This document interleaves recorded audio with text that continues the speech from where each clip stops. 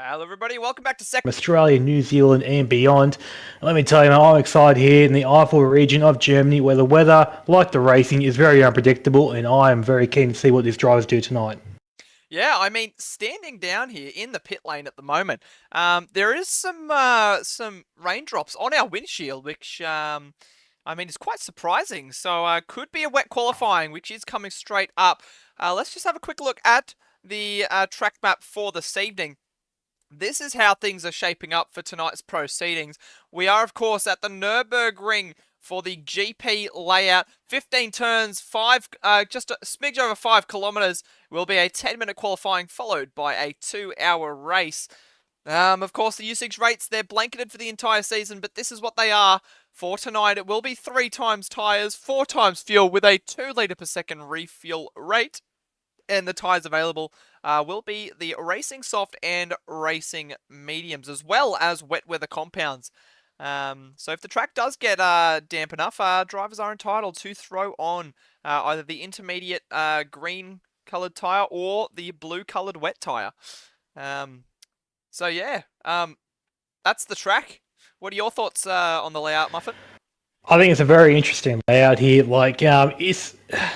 It's a bit of a power circuit, but it's got that much turning and cornering. You can almost swear it's like a handling one. So it's nice sort of like a hybrid for the drivers to adapt to. And like I said before, weather here is very much unpredictable. So do you have a strategy in mind, and then the heavens will open up or will close up, and the strategy gets thrown straight out the window, and you have to do what they do best and improvise. Yeah, absolutely. I mean, well, speaking of strategy, let's just have a look at the dry weather strategy for tonight. This is how things should be shaping up. We have 3 strategy options for this evening, courtesy of Category 2B that raced not last week, the week before last, 2 weeks ago. So you can either do a 3-stop, a 2-stop, 3-stop, or a 4-stop. They're your sort of general options here. The 3-stop, sorry, is going to be the main strategy that we see, whether it's a mix of mediums and softs. Doesn't need to be 2 and 2 like in the graphic above. It can be more soft with less medium, more medium with less soft. It just depends on how well these guys adapt to the compounds. And how good they are on their tyre wear. The next strategy is, of course, the racing medium 2-stop, where they just run mediums for 40 minutes, 40 minutes, 40 minutes. But that's a tough strategy to make fuel last 40 minutes. So I don't think we'll see too many people jump at it. But keep that one in mind for the alternate strategy. And then the last strategy I have on my list here is very Muffin-esque. One would say it's 5 sets of soft compound tires. It's a 4-stopper till the end. Just soft, soft, soft, soft, soft. You just go as hard as you can, balls to the walls, till you get it home.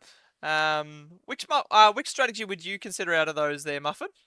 Oh, look, after you, bloody talking about you sold me, mate, the 4-stop, I believe it is the way to go, mate. I believe in 2 things in the words of Jeremy Clarkson: speed and power. And being able to back to back to back to back to back qualifying laps for 2 hours straight sounds more delightful to me. Like, more delightful to me than just trying to manage pace, save fuel. Nah, just go for it, drive your heart out, and adapt to whatever weather comes your way. Yeah, absolutely. I thought you might like that one. So we're just a couple of minutes away from qualifying.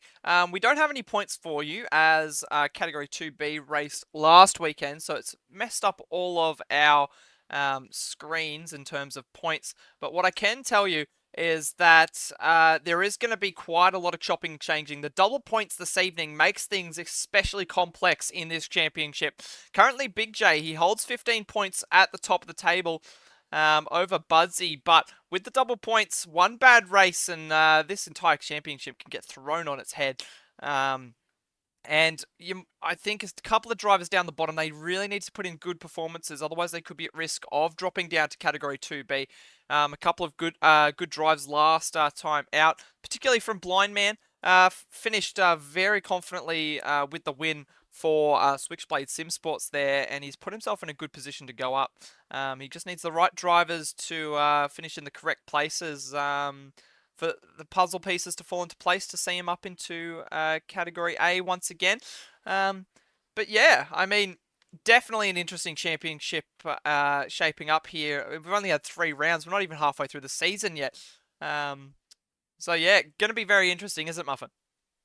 Look, interesting is probably an understatement, I reckon. It's really hard to tell who is going to sort of come out on top, I reckon, at the end of this championship. You got a few names you could look at without a doubt, but yeah, in my opinion, it's very hard to call who is currently in the box seat to get the job done when the season comes to a close. Yeah, absolutely. Can't go wrong with BigJayyy at the moment. He got wrapped up in an incident ridden last race at Brands Hatch, and just dominated the sprint at the start of the season. So, looking in good form at the moment, BigJayyy. So, hopefully he continues that good form into tonight. With rain on the horizon as well, there's the raindrops still on our commentary box window here, but last time it rained in this category, BigJayyy took his first maiden win in Sector 1, so just something to think about as well. So what do you say we jump straight into qualifying, don't keep everybody at home waiting for too much longer, and get started with this Category 2A JSM accounting qualifying? That sounds like a delightful idea on notice. Best one you've had all night so far, but I'm sure you've got plenty more to come. So the big red button has been pressed. Let's get this qualifying session underway. Here we go. 10-minute qualifying session to kick us off here tonight.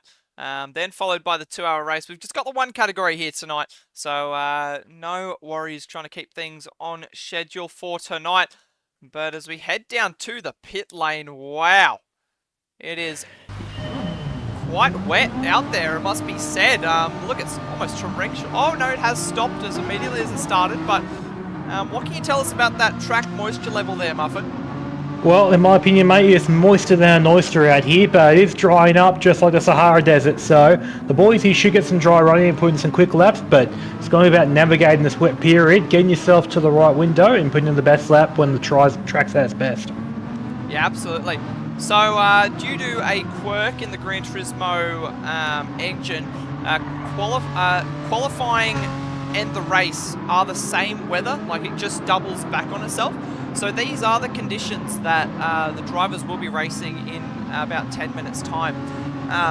Now, this is going to be valuable for these drivers to figure out how much grip they have and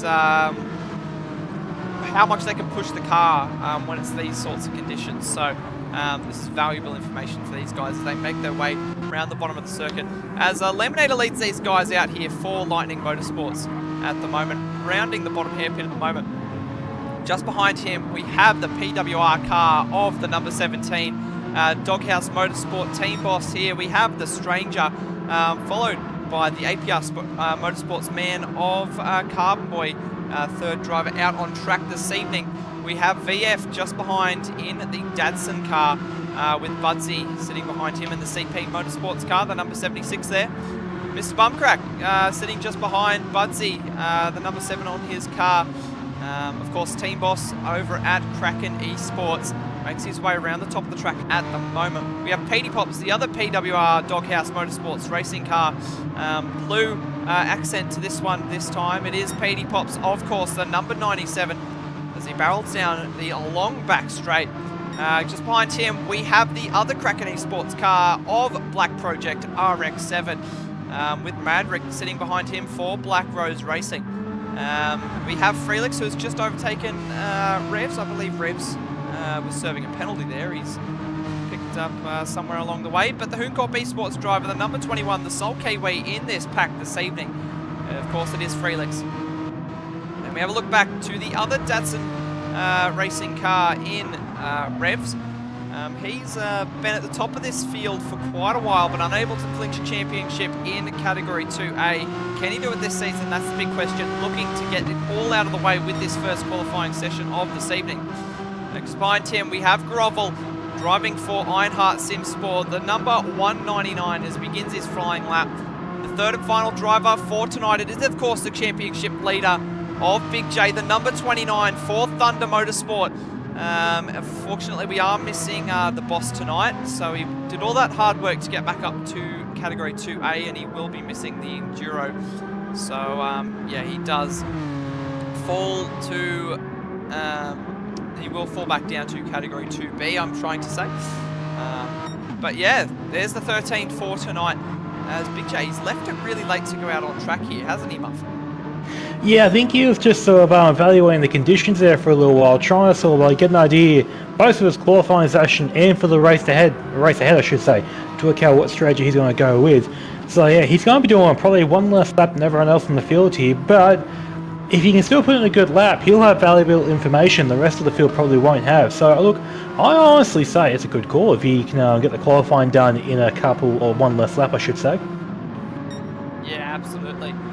So we're just riding on board with Laminator as he barrels down the back stretch, and he's almost a lap ahead of BigJayyy here as Laminator approaches the braking zone of the chicane. Looks like he handles that quite nicely. Rear end a little bit all over the show, but he manages to get it through. Into the final corner now, long sweeping right-hander. You have to wait so long to put your foot down onto the throttle. And he crosses the line. What's it going to be? First lap at 2:07.5. I don't think that is particularly fast. But we'll see what happens as the more lap times barrel in. Budsy to second. Bump crack to the top of the times. That's a good lap. Laminator pushed down to second. Bump crack's got a second over the rest of the field there. So great lap from Mr. Bump Crack in these conditions. Ooh, as Phreelickz jumps right behind him. Look at that gap. Oh, it's tight. It is tight as there at the top. 1/100th of a second covering those two cars there. Revs there also in the P3, separating the two of them by about half a second to the rest of the field. And it appears we do have a late joiner. The boss is here. Oh. The boss is here. He will be starting the race from the back of the grid, but he will be starting. That's the main thing, ladies and gentlemen. Can you confirm we have 14 races in this grid here now, ladies and gentlemen. A full grid here for the Sector 1 2A grid. Now, just having a look at Mr. Bumcrack here, has he had an off? I believe he has coming through the arena. We'll see if we can catch that on the JSM Accounting action replay. Let's see what happens here. He's looking pretty fine at the moment. What happens? Does he just... Oh, he runs very wide and deep, and then... So he hasn't had an off per se, but because he's off the track, he's just waited up to let the other drivers through, which is great sportsmanship. And he rejoins the track, still holding on to his pole position. He has Phreelickz just behind by 14 milliseconds. And then Revs half a second behind them up in P3. And then we have a 6/10 gap back to Laminator and the rest of the field. So normally with this McGann, we talk about how close the qualifying sessions are. But in this case, it's quite a spread out session, it must be said. Yeah, it certainly is, but I'm just looking here at Revs in P3, who's just gone purple by 1.5 seconds. As we look at that, BigJayyy goes to Laminator. Wow, 205.2. Don't mind if you do, Revs, sir. as he rounds the final sector, he's already been shuffled down to 7th. As the track is heating up in the later stages of this qualifying session, just 3 and a bit minutes remaining. As Revs rounds the final corner, what can he do? It's going to be quick. He goes to the top. What a lap from Revs. That puts him at the top, but this track is just going to get quicker and quicker and quicker as the timer counts down. They're all going to get at least 2 more laps here tonight. As we've got Laminator. He goes 2nd place.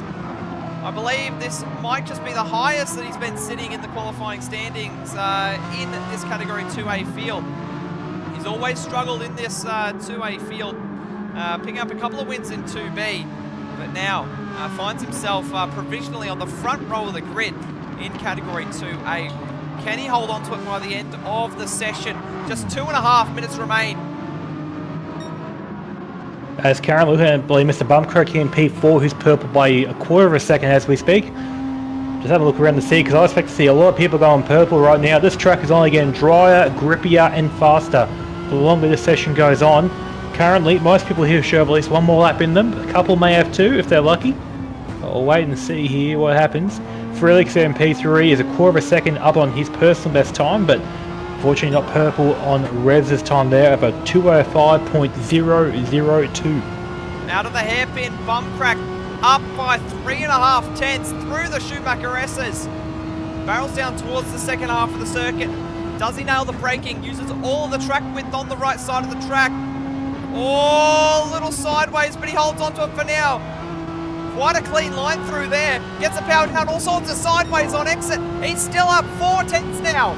What can Bumcrack do? As Revs extends his gap at the top by not by much. No, it was BigJayyy moving to P2 was by half a tenth. Whew, great lap there from BigJayyy. Into the Stranger chicane there. now. What can Bumcrack do? Carbonboy goes to 5th. Stranger goes Budsy to the top. Oh! Budsy's going 204.5. No How way. close can Bumcrack get? Looks like it's been a very tidy lap. He's going to cross the line. How close is he going to get? He goes to the top by 3 tenths. One more lap to go. This session is far from over. That's what I say as well. Not trying to blow up my own teammate here, but I'm going to do it. Grovel, we have not seen a representative time from him yet, so we never know what's going to happen here. He's only done laps on the intermediate tyre. About to come around for his one and only flying lap on the softs. About to start it right now. Here we go. As we look back up, Revs has got a penalty. That might be big. That could be massive in this qualifying session. How far is he going to get shuffled down as this track warms up? That could be absolutely massive. He might not even start in the top 8 at this rate. Oh, absolutely, you're right there. He's definitely, his session's done, yeah. Budsy now, what's the sector split going to be? He is up, but not up enough. He needs to find something special in the second half of this lap. Out of the hairpin and through the Schumacher S's. Up to the top of the hill. Slams on the brakes, gets it turned in. Looks nice and tidy at the moment. Smooth steering from Budsy. Down onto the backstretch now. What can he do? The number 76 CP Motorsports car. He's up by 2 tenths, but he's got to find something special in the final sector here. First one to cross the line here to finish the qualifying session will be BigJayyy, currently sitting P4. This looks going to be close. I don't think it'll be an improvement. No, it won't be. Just short by a tenth. He No doesn't improvement there either. Then it will be Stranger, who is currently sitting. Where is Stranger? I don't know where he is sitting. P10. Gone to P7 now. Carbonboy, no improvement there. Budsy improves his time, not his position. As this may be how it settles. Phreelickz there improves his time, goes to P5. Well done there. We've got 2 cars left to cross. 2 cars left to cross the line. Madrick in P12, Grovel in P13. I suspect that both of these guys will improve their lap times quite considerably. Let's see what it is for Madrick. Looks like he's on good time as he approaches the final corner. Look at the sector splits here. I reckon he's probably got about at least half a second up on his 206.2. Let's see how far he can climb up with this lap. Goes to P9. And that only leaves the one left now from Ironheart Sim Sports. Grovel a 199. Oh! He to goes P4! Fourth. What a lap. Great lap there. Closes things out in style. Grouse job there. Absolutely sensational. Well, I reckon we have a look at the official qualifying results for that one. Here is they will be starting the 2-hour Enduro in a moment's time. Bumcrack takes an extraordinary pole position over Budsy, who'll be joining him on the front row of the grid. Revs will be starting in 3rd, joined by Grovel there in P4. We have BigJayyy in 5th, Phreelickz there in 6th, Laminator 7th, VF in 8th, The Stranger in 9th, Madrick 10th, Carbonboy 11th, Black Project in 12th, Haiti Pops 13th, and the driver who arrived late, the boss, will be starting from the back of the grid. So we will have to go to a quick intermission while we sort out the host set grid, as the boss arrived late, I should say.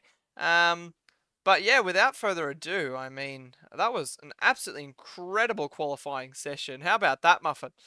Oh, mate, that was sensational. I think I've always heard in the water motorsport, even the playing field to make it more entertaining, just to have water. Yeah, absolutely. That was just, oh, what a qualifying session, it must be said. Yeah, I think, look, if I wasn't looking forward to the race before, I am now, that's for sure. And now, after finding out that the boss is here, his car is good to go, seeing 14 cars on the grid is going to be absolutely marvellous, I reckon. Yeah, absolutely, that's for sure. Um, so make sure to we have a couple of people in chat there. We have Revs in chat, Muffin in chat, Datsun there, Debrev, Gur, Bumcrack, Good Doc, Laminator. Thanks for joining us in the chat here tonight, everybody. Make sure to throw your predictions down below. Keen to see who your top 3 is for the podium. I mean, after that qualifying session, anything can happen, really. But wow, that was it's going to be a good one. I can just tell that already. 2 hours to go in this one. Unfortunately, though, because we have had to host set the grid, we will get to miss out on the wet start that we had in the qualifying session. So a couple of these drivers in this 2A grid have sighed a big sigh of relief. And they're happy to go racing on a dry circuit. But also, these gives these guys a chance to select the right compound of tyre before we get started. It very much does so, yeah. Give them a chance to run around, check out what the track is like now that we've had to sort of delay the start, for lack of a better term. Yeah. But yeah, it is a shame missing out on the rain to start. I was keen for that, but it's all good. I'm sure the rain will rear its ugly head at some point throughout the race just to make the race as far as possible for the boys on track. Yeah, that's the hope. I mean, as a driver, you either love the rain or you hate the rain. And it's a unique skill set to have in your toolbox if you can really make the most of the wet weather and when your opponents can't. But if you don't like the rain, you really don't like the rain. So I think some of these guys are just happy to let the weather reset itself and get a second chance at it, I think. Yep. Absolutely right there, mate. Couldn't have said better myself. Yeah, so we'll just have a quick look at the track map once again for this evening. Of course, we are at the Nurburgring GP, 15 turns, 5.148 kilometers here tonight. 2 hour race about to get underway. 3 times tyre usage, 4 times fuel usage with a 2 litre per second free fuel rate. The drivers have the option between the wet weather compound tyres and the soft and medium compound tyres. The hards won't be available for use tonight, but they're free to use either the soft or mediums and either of the intermediate green-walled tyre or the blue-walled wet tyre. So, yeah, speaking of strategy, we'll have a quick look at the strategy for tonight. We have the 3 options, either the 2-stop, 3-stop, or the magnificent 4-stop. Now, some of these guys are going to be able to get their tyres, their softs to last about 30 minutes. So that'll really open up that 3-stop for them if they want to go hard on the mediums or just conserve their softs to that 30-minute mark. And if they can save their fuel enough, they should be able to get, well, they might be able to get 40 minutes out of a tank of fuel and make that 2-stop medium work. But it's really going to take a brave soul to get that done. Somebody who wants to sit there conserving like an absolute madman for the entire 2 hours to make it work. And then we have the muffin strat, the 4-stop, 5 soft compound tires back to back, where you can just go like the clappers and come home or start strong, finish strong, and most importantly, the middle of the race, drive strong. That seems to be the theme of that strategy. But yeah, not long away from this 2-hour enduro start for us here.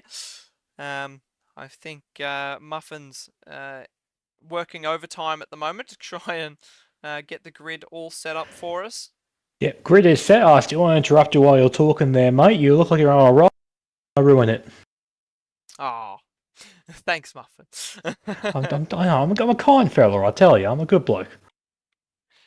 Now, I think grid here is set here, ladies and gentlemen. We have added our 14th driver to the grid. Unfortunately, we have lost the rain for the start, but doesn't mean we've lost the rain entirely. There is a possibility we'll see some throughout the 2-hour race that is upcoming. Yeah, absolutely. That's the hope. If we can get a bit of wet weather, it'll definitely throw this race on its head. And now that these drivers know that rain is a potential and it could strike at any time, they're going to be on edge. Very much so. But look, if you're ready to go, Lenosis, I am here. The big red button, which I haven't painted, unfortunately, I was a bit sort of short of time, is ready to be pressed. If you are ready to get going yourself. Let's whack it. Let's get this show on the road for the 2-hour JSM Accounting Group Category 2A Round 4 Nurburgring Enduro. Here we go. This is going to be a good one. Yeah, everyone there, lock in, sit down, grab your popcorn or preferred eating, what's the best word for it, nutritional food, oh no, and your best beverage to go with it. Let's settle in here for an awesome race here at the Nurburgring. As the light sequence begins, 3 lights, 4 lights, 5 lights. And they're out and racing here at the Nurburgring as, oh, we've missed someone. The boss is stopped on the grid. That's not look, he's going now. He's fine. He just stalled the car. He's fine now. As these guys continue down to the first turn, do they keep it nice and tidy? They're 3-4 wide. Look at this. As they head up through towards the second corner on the track. Looks like Budsy gets the better of Bumcrack. Revs holds on to third. As we see Revs down the inside of Bumcrack. Can he get it done? Oh, Bumcrack sweeps around the outside. Does he hold it? Yes, he does. As these guys complete the first sector. As we have all 14 cars. As we thought we lost Boss there for a second, but he continues on. He's there, unfortunately, yeah, just a bit short notice. Couldn't get the car to sort of launch off the line the way he wanted, but he's only 4 seconds off the next car in the train, which is plenty small gap to make up over a 2-hour race, so he'll be fine. I've got faith in him to keep pushing along. Yeah, absolutely. These guys keeping it very sensible, knowing it's a long way to go. That's what I say as well. Your pulse there, Bumcrack, not having the best start. Already down to 4th, overtaken by Budsy, Revs, and BigJayyy. Yeah, absolutely. Potentially a different strategy. Maybe conserving a lot Bumcrack or just having a rough start to this one. We'll just have to wait and see what happens. But for now, Budsy holds lead of the race by 3/10 over the charging Datsun Racing driver of Revs as they head down onto the backstretch of the track for the first time. Currently got going through the back straight here. Laminator and Phreelickz 2x2. Stranger just in behind. Carbonboy also won the piece of the action, I should say. Still going too wide into the back chicane. Phreelickz around the outside gets the job done. Well done there by Phreelickz there. Cheer, bro. Well done indeed. Stranger now putting pressure on Laminator, who's in turn getting pressured by Carbonboy. Every car he's more or less out of line at this point, but you got VF, Madrick and Black Project all fighting for the back end of the 10. Yeah, absolutely. Tight start to this race. But now the question is, where does the train start to form, if there is a train that starts to form? I mean, these guys play for some cheap stations out here in Category 2A. They don't really conserve as much as the Category 1 guys do, so they'll be happy to just throw some haymakers at each other 2 hours long.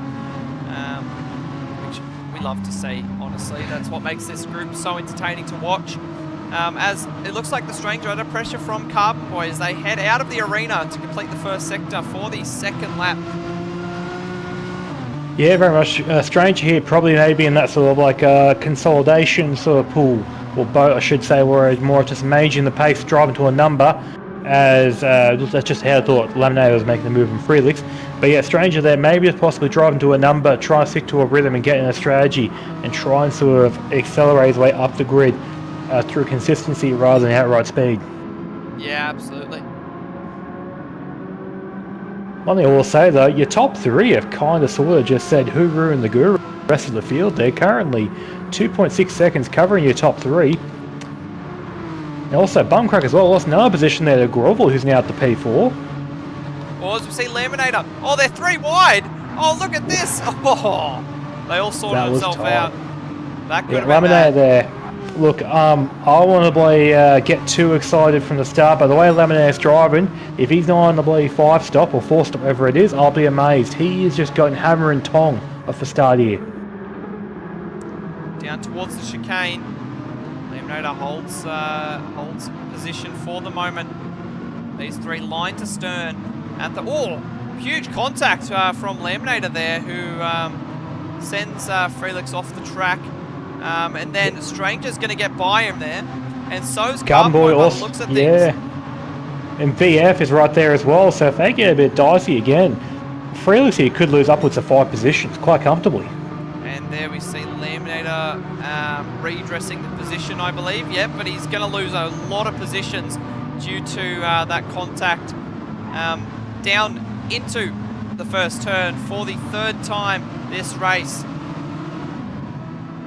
Yeah. And after his sort of slow start there off the grid, the boss is now on the back of P-Pops in P13, so he's right back in this, ladies and gentlemen. Do not count him out. Absolutely, there's a long, long way to go, as we're only 5 minutes into the 2-hour race.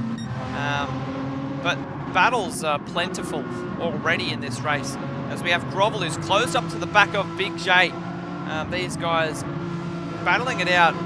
These four are your championship protagonists, really, and they're going to keep going at it all season long. Yeah, currently right now, your gap between sort of P2 and P3 has opened up. It was done. It's given us sort of 2 battle packs for the podium spots. Budsy and Revs currently separated by half a second. And you got a second covering BigJayyy and Grovel there. So look, very much a couple of sort of battles here for some higher positions. And then look at this, they put 4 seconds on the rest of the field. That is just mental to think about. And like over the course of 5.5 minutes, they've essentially found a second a minute. Well, it's insane. We're 3.5 laps in, and Bumcrack is 8.5 seconds off the lead. Don't know how this has happened, but look, it's a long race ahead. He might have a strategy in mind. His times are pretty consistent from what we've seen so far. He's only got 2 on the board. They're pretty consistent. Very much could be going for sort of like your 2-stop sort of strategy, trying to avoid going through the pit lane as many times as possible, which if it stays dry could very well work out in his favour. But if any sort of rain comes out sort of like outside of his pit window, yeah, he's going to get screwed by that massively. Yeah, absolutely. So what do you say you give us a bit of an APR tyre and fuel update, just to give us an update on which tyres people are on? Oh, absolutely sounds good to me. Well, ladies and gentlemen, strap on in for your APL Automotive tyre and fuel update. You're in safe hands. Currently leading the way for CPM Motorsports is Budsy there, currently a second over Revs now. Currently on the soft tyres, we're sort of pretty well about maybe 15-20% on each, touch more on the right front, which I think is the loaded tyre on this track more often than not. And currently a touch over 3/4 tank of fuel, so I don't think he's fuel saving too much at this point in time. Revs there in P2, pretty much copy and paste, same tyres, same fuel as Budsy in front. So they're on a very similar, if not the same strategy there. BigJayyy in P3 is sort of like your first one to be different. Same fuel amount, but he's on the medium tyres. So the fact that he's able to keep up this well on a harder compounded tyre, that just bodes well for him as this race goes on. Grovel in P4. Once again, he's same as the top 2 ahead, soft tyres, about 15-20% wear on each of them, 3/4 tank of fuel. Yeah, I can see the 3 of the top 4 on the some of the same strategy at this point in time. Mr. Bumcrack in P5 there on the medium tyres, which does explain why he's losing a bit of speed. He's got a touch more fuel than the cars in front of him, but not too much, as he gets overtaken by the Stranger. Just on the run up to the back straight here through that last chicane. Currently, Stranger in P5. Soft tyres, 15-20% wear on each of them, touch more on the right front, and about 75% fuel in the tank. I'm sensing a little trend here with the strategies. Carbonboy in P7, medium tyres for him, 3/4 tank of fuel, so he's sort of a similar strategy to BigJayyy at this point in time. So I expect him to sort of like be roughly the same sort of spot on track, so to speak. Next there in P8, medium. Sorry, we lost you there, Muffin. You there, Muffin? I lost, wherever. Yes, I'm here, hello. Oh, yeah. Phreelickz. Okay. Phreelickz in P8 currently, about to be overtaken by Laminator as it appears. Currently medium tyres, 3/4 tank of fuel, similar strategy to Carbonboy in front of him. Laminator can he get the move done? I think he's just done enough there. If he can just hold the outside here. Nope, he's got contact there from Phreelickz. Takes the position back there, a little bit argy-bargy. Rubbin's racing, as the NASCAR lovers say. I'm just trying to wait till this battle settles down before I go about the next lot of the tyre and fuel update. There we go, all settled now. Laminator sells into P9 there on the medium tyres, 3/4 tank of fuel, so very much the same strategy as the two cars in front of him. VF there in P10, copy, paste, medium tyres, 3/4 tank of fuel. I'm sensing that like the cars at the back here are going for a very similar strategy of like putting on the harder compound and going long, just seeing what they can sort of muster up as the race goes on. Magic there in P11, use maybe a touch more fuel, but bugger all really. Bit more wear on those medium tyres of his, but yeah, once again, very similar strategy to the cars in front. Black Project in P12, good sort of tyre wear on the mediums he's on. He's got a touch more fuel on the cars in front, probably will save himself maybe a good 2-3 seconds in the pits, but we'll just wait and see what other strategy options he goes with as the race continues. The boss there into P13 now, he is on the medium tyres, use a touch more fuel than the other medium tyre runners around him, possibly trying to sort of catch back up after that sort of slow start there initially, and very similar tyre wear. The cars in the back end of the 10, your VF, Carbonboy, your Madrix, Laminators, etc, etc. And then P14, we have Peter Pops there, also on the medium tyres, pretty much the exact same tyre wear as the few cars in front of him. He's got a touch more fuel on board, maybe a second or two advantage swinging his way, but that's really about it. Pretty sort of very similar situation. And that, ladies and gentlemen, is your APL Automotive tyre and fuel update. Thank you for that, Muffin. As we just have a look back up to the front where BigJayyy, with that new information, knowing that BigJayyy is on the medium tyre while the guys around him are on the softs. This is a mega drive at the start of this race for BigJayyy, 6 laps in. It just shows how good of a racing tyre those mediums are, especially at this rate, or at this stage of the race, I should say. Yeah, he's doing a great job on those tyres. Like, very what almost like what Lewis Hamilton was doing in the Formula 1 earlier on today, on the hard tyres, sort of keeping pace with those medium runners. So, yeah, look, he's showing some great speed, and I'd be very worried if I was Budsy and Revs in front, because while they are pulling away, not pulling away very quickly, all things considered, and they might have an advantage for now while they're in front, but swap around the tyre compounds and put them on mediums and BigJayyy and softs, and that gap's going to close up very quickly. Yeah, that's for sure. As Carbonboy and Phreelickz are in a bit of a battle at the moment. Bumcrack's dropped all the way down to 8th, so not too sure what's happened to Bumcrack. Yeah, I would not be surprised if Bumcrack here is looking at a 2-stop. He's probably just sort of trying to drive to a number, save the fuel accordingly, stop every, what would that be? Not 45 minutes. Someone is 40, my bad. Right, okay. Thank you for that, good sir. As in behind him as well, Laminator has got a half-second penalty there, so he's going to sort of slow down for half a second in the very near future. Probably get overtaken by VF and maybe Madrick, who are just behind. Madrick goes off. Madrick's in the sand. Oh, he's torn the grass, forward drive, hits the wall. Oh, hang on. No, we may have lost. It might be a DC. We may have lost Madrick, ladies and gentlemen. He has had some major issue there. He's gone. Oh, that's most unfortunate. That's unfortunate there for the whole team at Black Rose Racing to lose their Cat 2A driver in Madrick there. I will say that just into a 2-hour race disconnect. I mean, he's not even going to get half points for that either. Yeah, it's just unfortunate. But on the plus side, you hate for it to happen after 59 minutes and 59 seconds. Like, if you're going to have it happen, at least happen early. Yeah, that's for sure. Yeah. Right, yeah, then.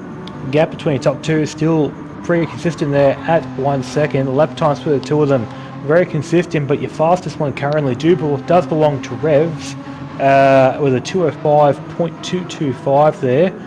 In comparison, Budsy's done a very similar time, only about half a tenth slower than what Revs has done. Yeah, these guys very consistent at the start of this race. All of their racing laps have been in the 205s.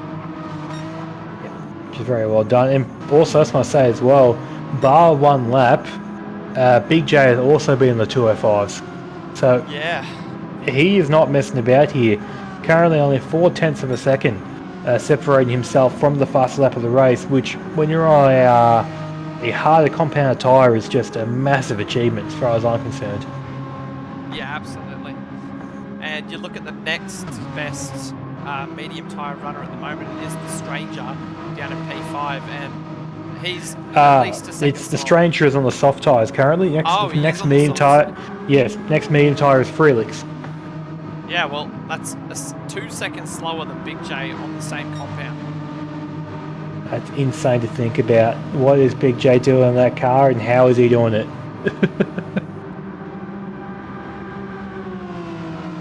Rightio then. Yeah, currently everyone very selling to their rhythm. Bumcrack down to P8 off pole, which does sound pretty bad. Oh, Laminator almost has a look at him going through the chicane. That was almost death and destruction there. Going on a move on VF. Laminator almost went the 2-for-1 special. Goes for the move again here at the last corner. Bumcrack doesn't fire too hard. Yep, I would not be surprised here if Bumcrack is on a set plan. He just wants to get to the pit stop window, which will be approximately 25 minutes from now for him. He is just sort of biding his time, taking it easy. VF may go for a move here into T1. He is close enough. Doesn't do it this time around. But See, right I don't now, know if VF. this is going to work out for Bumcrack though, because he's already half a pit stop thrown away. He's 23 seconds off the lead, and they're only 15 minutes in. So if he keeps on this way, the math ain't mathin'. If he's still got however long to do this same fuel save, and he's already 24 seconds off the lead, I just don't think it's the pace. The pace will counter that extra pit stop. I think you're very much right there. Very much right there, Linosis. Like, the only thing that's really going to sort of save him right now is if hypothetically, after everyone else does their first pit stop, which I'm going to imagine will be roughly the same time as each other, give or take maybe a couple of laps or so, if the rain comes out just after they all do it and Bumcrack gets a free pit stop, that'll be where he finds that benefit. But still, even then, he's not going to find too much of a gap on the cars running in front. Like, he'll get in front, but won't be able to much. Yeah, that's exactly right. The other thing that Bumcrack could be doing is he could be on the same strategy as the guys ahead, just doing an ultra fuel save, because there's a lot of time to be gained in the pit stop. If you save 5% of fuel, that's worth 2.5 seconds on the road. So that could be what Bumcrack is doing to potentially make up those positions later down the line. Because if he's trying to go for that 2-stop, I just don't see it working out in the long run here. He's wasting too much time trying to save. Yeah, I think you're very much right there. Unfortunately, it's better than the theory I had. My theory was that the guys at Kraken Esports were trying to go more carbon neutral and therefore putting less fuel in the tanks so that they don't put as much pollution in the air. But your idea sounds a lot better. As Bumcrack now down to P10 there, overtaken by VF. All right. Someone who's been having a bad day today as well is Black Project. The other Kraken Esports car. He's normally at the pointy end of the field. He's currently sitting quite high in the championship. I'll get an exact position in a moment.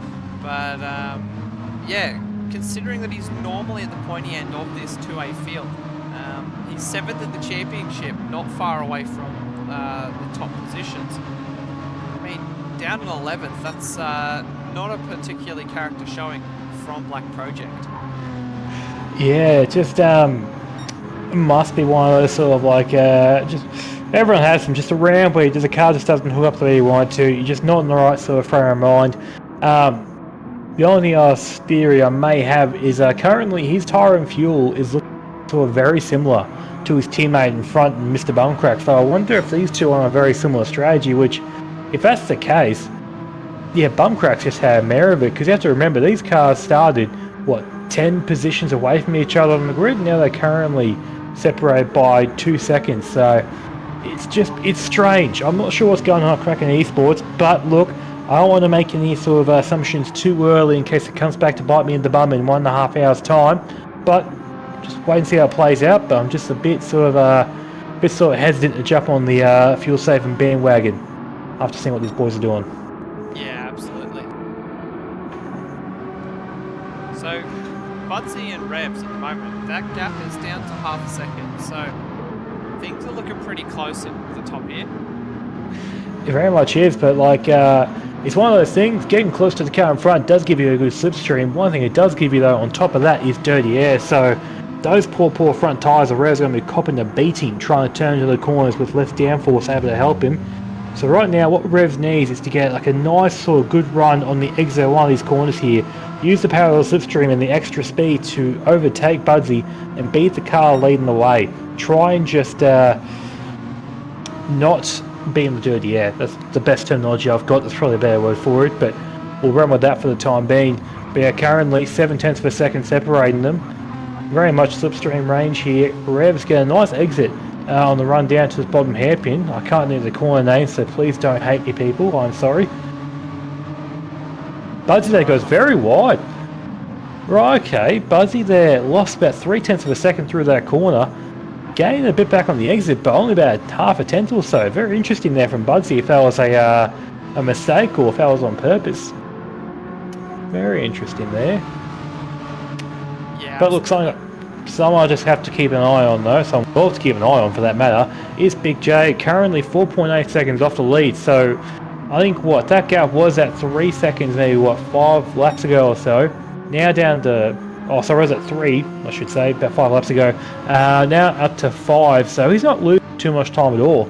And if these two cars here now separate by 0.2 of a second, if they get in a bit of argy-bargy battle, BigJayy's just going to lick his lips and say, come on, close up the gap, I want to join you boys there. Yeah, absolutely.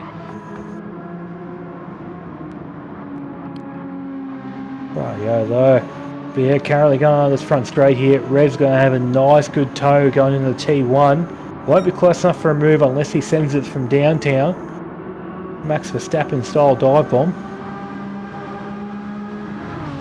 No, won't be doing it today. Currently someone's it's in the no man's land. Currently he's a stranger in P5 there. Putting up, he's currently got 10 seconds to the car in front and 4.5 to the car behind. Sort of just managing his race at this point here. Done a very good sort of consistent race pace there. Personal best lap for him with a 2:06.1, which is a second down on Revs. But judging by the looks of it, he's also got more fuel than Revs. So hard to compare when the two are on slightly different strategies. Yeah, absolutely. So, we've just got the live point standings up at the moment. So, if the race were to finish as it is right now, Budsy would cut BigJayy's gap down to a mere 5 points, with Revs 19 points behind before we jump down to Phreelickz, Grovel, Carbonboy, Black Project, The Stranger, Laminator, VF, Bumcrack, PD Pops, and Blind Man and Greggs would make their way into the top 14 of the championship. One person as well, we haven't given a lot of screen time to him in this race, but currently down P13 is PD Pops. Currently, part of me wants to say he's on a two-stop strategy here because he has got a good chunk of fuel still in the tank, probably double off over those leading the race as we speak. But he's currently also 1 minute off the pace, so that's what nearly a pit stop in itself there, that he's losing out to the cars in front. So very interesting call there from PD Pops to sort of go on this conservative sort of route. Sure, he'll spend more time on the track and less in the pits, but yeah, currently his personal best lap time, which he set last time around, was a 2 minute 8.6, so he's down by upwards of 3 seconds a lap currently. Yeah, I mean, it's going to be a tough one, but with that sort of fuel advantage, how much fuel does he have over the boss or Black Project? He's currently got about, over the boss, he's got, approximately 15 to 20%, give or take. Over Black Project, nothing really, they're pretty even between each other. Same with Bumcrack. Well, over the boss, that's still going to mean he's going to be on his back bumper after this first stint if they pit at the same time, just by the fuel advantage alone. As it's a long time in the pits, it's 2% per second is a long time when you're filling up your tank from 0 to 100. Yeah, go exactly like you can very much see your best impression of Greg Murphy's 5 minutes and go to the toilet in the time it takes you to refuel the car here at the Nurburgring. Literally, fuel goes in just by like droplets at this point. It's that slow. As Revs goes to the lead of the race. Ooh, that came out of nowhere. Yeah, very opportunistic move from Revs. We'll see if there's any retaliation from Budsy as they head up the hill through the Schumacheresses. I don't think they'll be currently any right now. Just looking at the two cars, Budsy's front tyres have been chewed up a little bit more than Revs. He might be losing some of that front end grip, which is it's actually quite amazing to think about because Revs has been in the dirty air the whole time. He's been the one sort of with the compromised car, so to speak, but Budsy still chewed his tyres up first, which is very interesting. It's like as well, BigJayy's closed that gap up to 3 seconds now. He's on a tear, BigJayyy. Yeah, absolutely. Yeah, look right now. I don't want to start placing bets because I'm not a betting man, but I'd love to put a good $20 on BigJayyy here to possibly take the lead after this first round of pit stops. I reckon. Don't kid yourself, Muffin. Look, you're right. You're not wrong, but still. But yeah, right, so that'll be interesting there because that gap's now 2.5 seconds. Yeah, the top two are just bleeding time at this point. That must be legit for a pit stop. Just shows that those medium compound tyres are such a good racing compound, and BigJayyy is making them work. He's activating those tyres very nicely and showing some extraordinary pace in the sort of middle part of this first stint here. Yeah, very much so. Like for a second comparison, the next medium run we were talking about before was Phreelickz.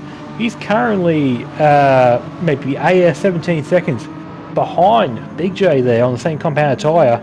He has got a touch more fuel for Phreelickz, but it's not much at all, as BigJayyy sets his personal best first sector, so those mediums are only getting better. He is on a tear. Yeah, absolutely. I mean, these top four, they're in an absolute class of their own this race. Oh, very much so, yeah. Grovel there, Reinhardt currently in P4 there, also on the soft tyres. I would not be surprised to see Grovel come in the next lap or two. Those front tyres look about as red as not much. I was going to make a comparison, but it's not 9 o'clock yet. So I'm going to just say they're very red and run with that.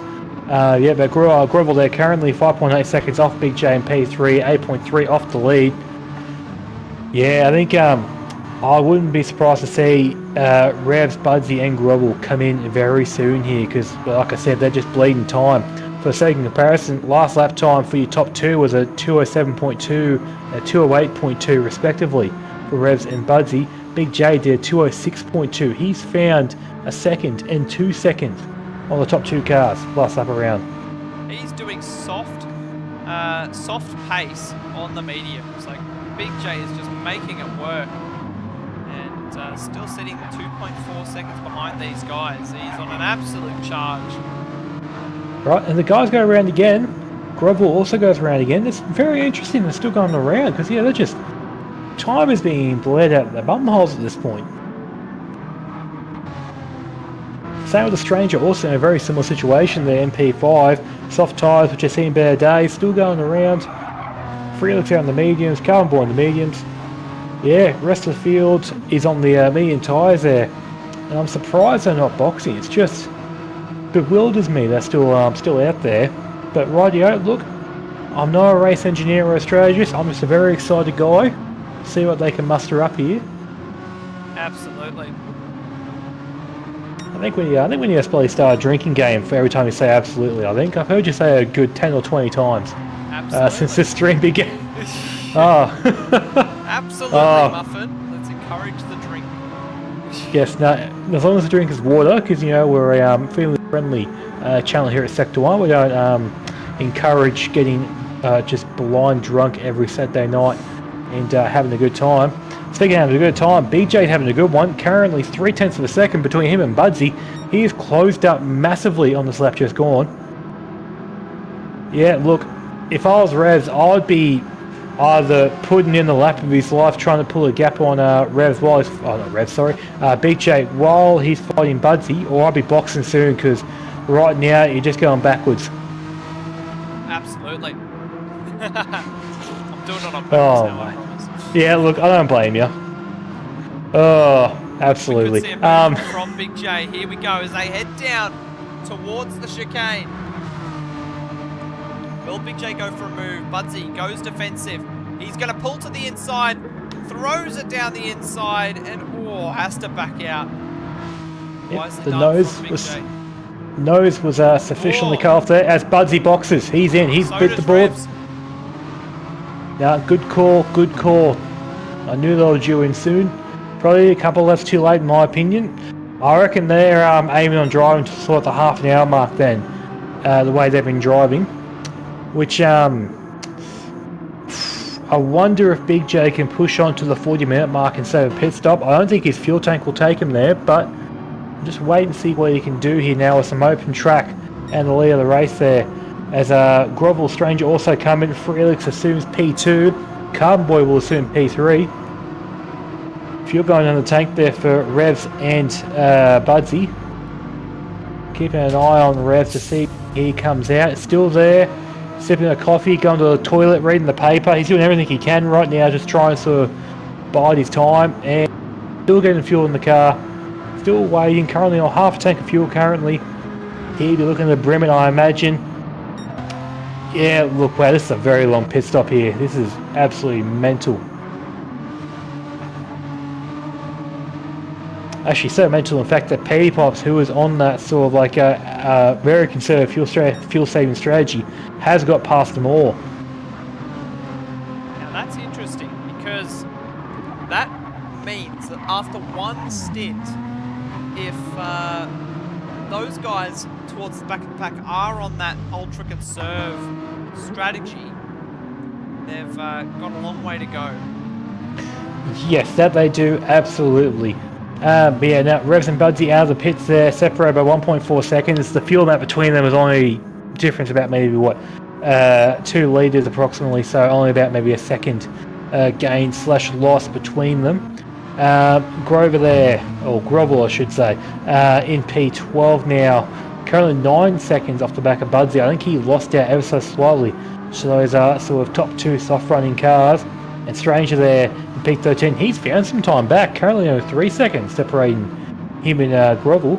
I think that was about like 9 seconds last time I looked. As there we are, BigJayyy can't do one more lap unfortunately. His fuel tank is set enough, in with 2 litres of fuel. So if he brims the tank similar to what all the soft runners did last lap around, because he's coming in with less fuel, I would not be all too surprised to see him come out maybe 4 or 5 seconds back from Revs and Budsy. Yeah, absolutely. As Carbonboy pulls it as well. He has a massive fuel advantage over BigJayyy, but Carbonboy's not even in his pit box yet, so that's not really going to matter. But Carbonboy, he's making it work. He might make a massive jump in the pits. We'll have a look, see where it all settles down. Boss is pretty much on par with Carbonboy as well as they come into the pits. Yeah, currently now your first runner, pit stop is Revs, still 2.5 seconds ahead. Budsy just went through the last chicane on the run up to the final corner. Hits the anchors, turns in, and powers out, going down the main straight now. Let's see here where BigJayyy is. He's currently fuel still going in the tank, 10 litres to go, so that's about 5 seconds of fuel in. Revs goes past the pit lane exit, and with BigJayyy has been released. Currently, see that gap there. Currently 3.2 seconds to Budsy. So not as big a gap as I thought, but he has lost a bit of time, of course, from putting that extra fuel in. And BigJayyy came back out on mediums, I believe, didn't he? He certainly did. He has gone for another medium stint, which, look, he's made it work the first time, so if it ain't broke, don't fix it, absolutely. Let's just see what he can do here now with a bit more clear air behind him. And he knows the top 2 cars will initially pull away, but once they wear those softs out, he's going to close that gap up pretty quickly again. And did Carbonboy put mediums on as well? Or is he now on a soft compound? Carbonboy has gone for the soft compound tyre now, so he is going for a qualifying stint. And we also only have one more car, I believe, yet to stop, and that is Petey Pops, currently in P6 there. He has got enough fuel to make it to that 40-minute mark, so he might shave a pit stop. My apologies, actually. It was Phreelickz and Laminator, and VF, and Bumcrack, and Black Project. Oh, look, you have to excuse me, I'm mentally retarded. But right, yeah, as you see, it's 3 of them box already. Bumcrack there goes around again. He is going for that 40-minute stint, trying to shave a pit stop off. Black Project goes around again. Will Petey Pops do the same on the run up to the last chicane here?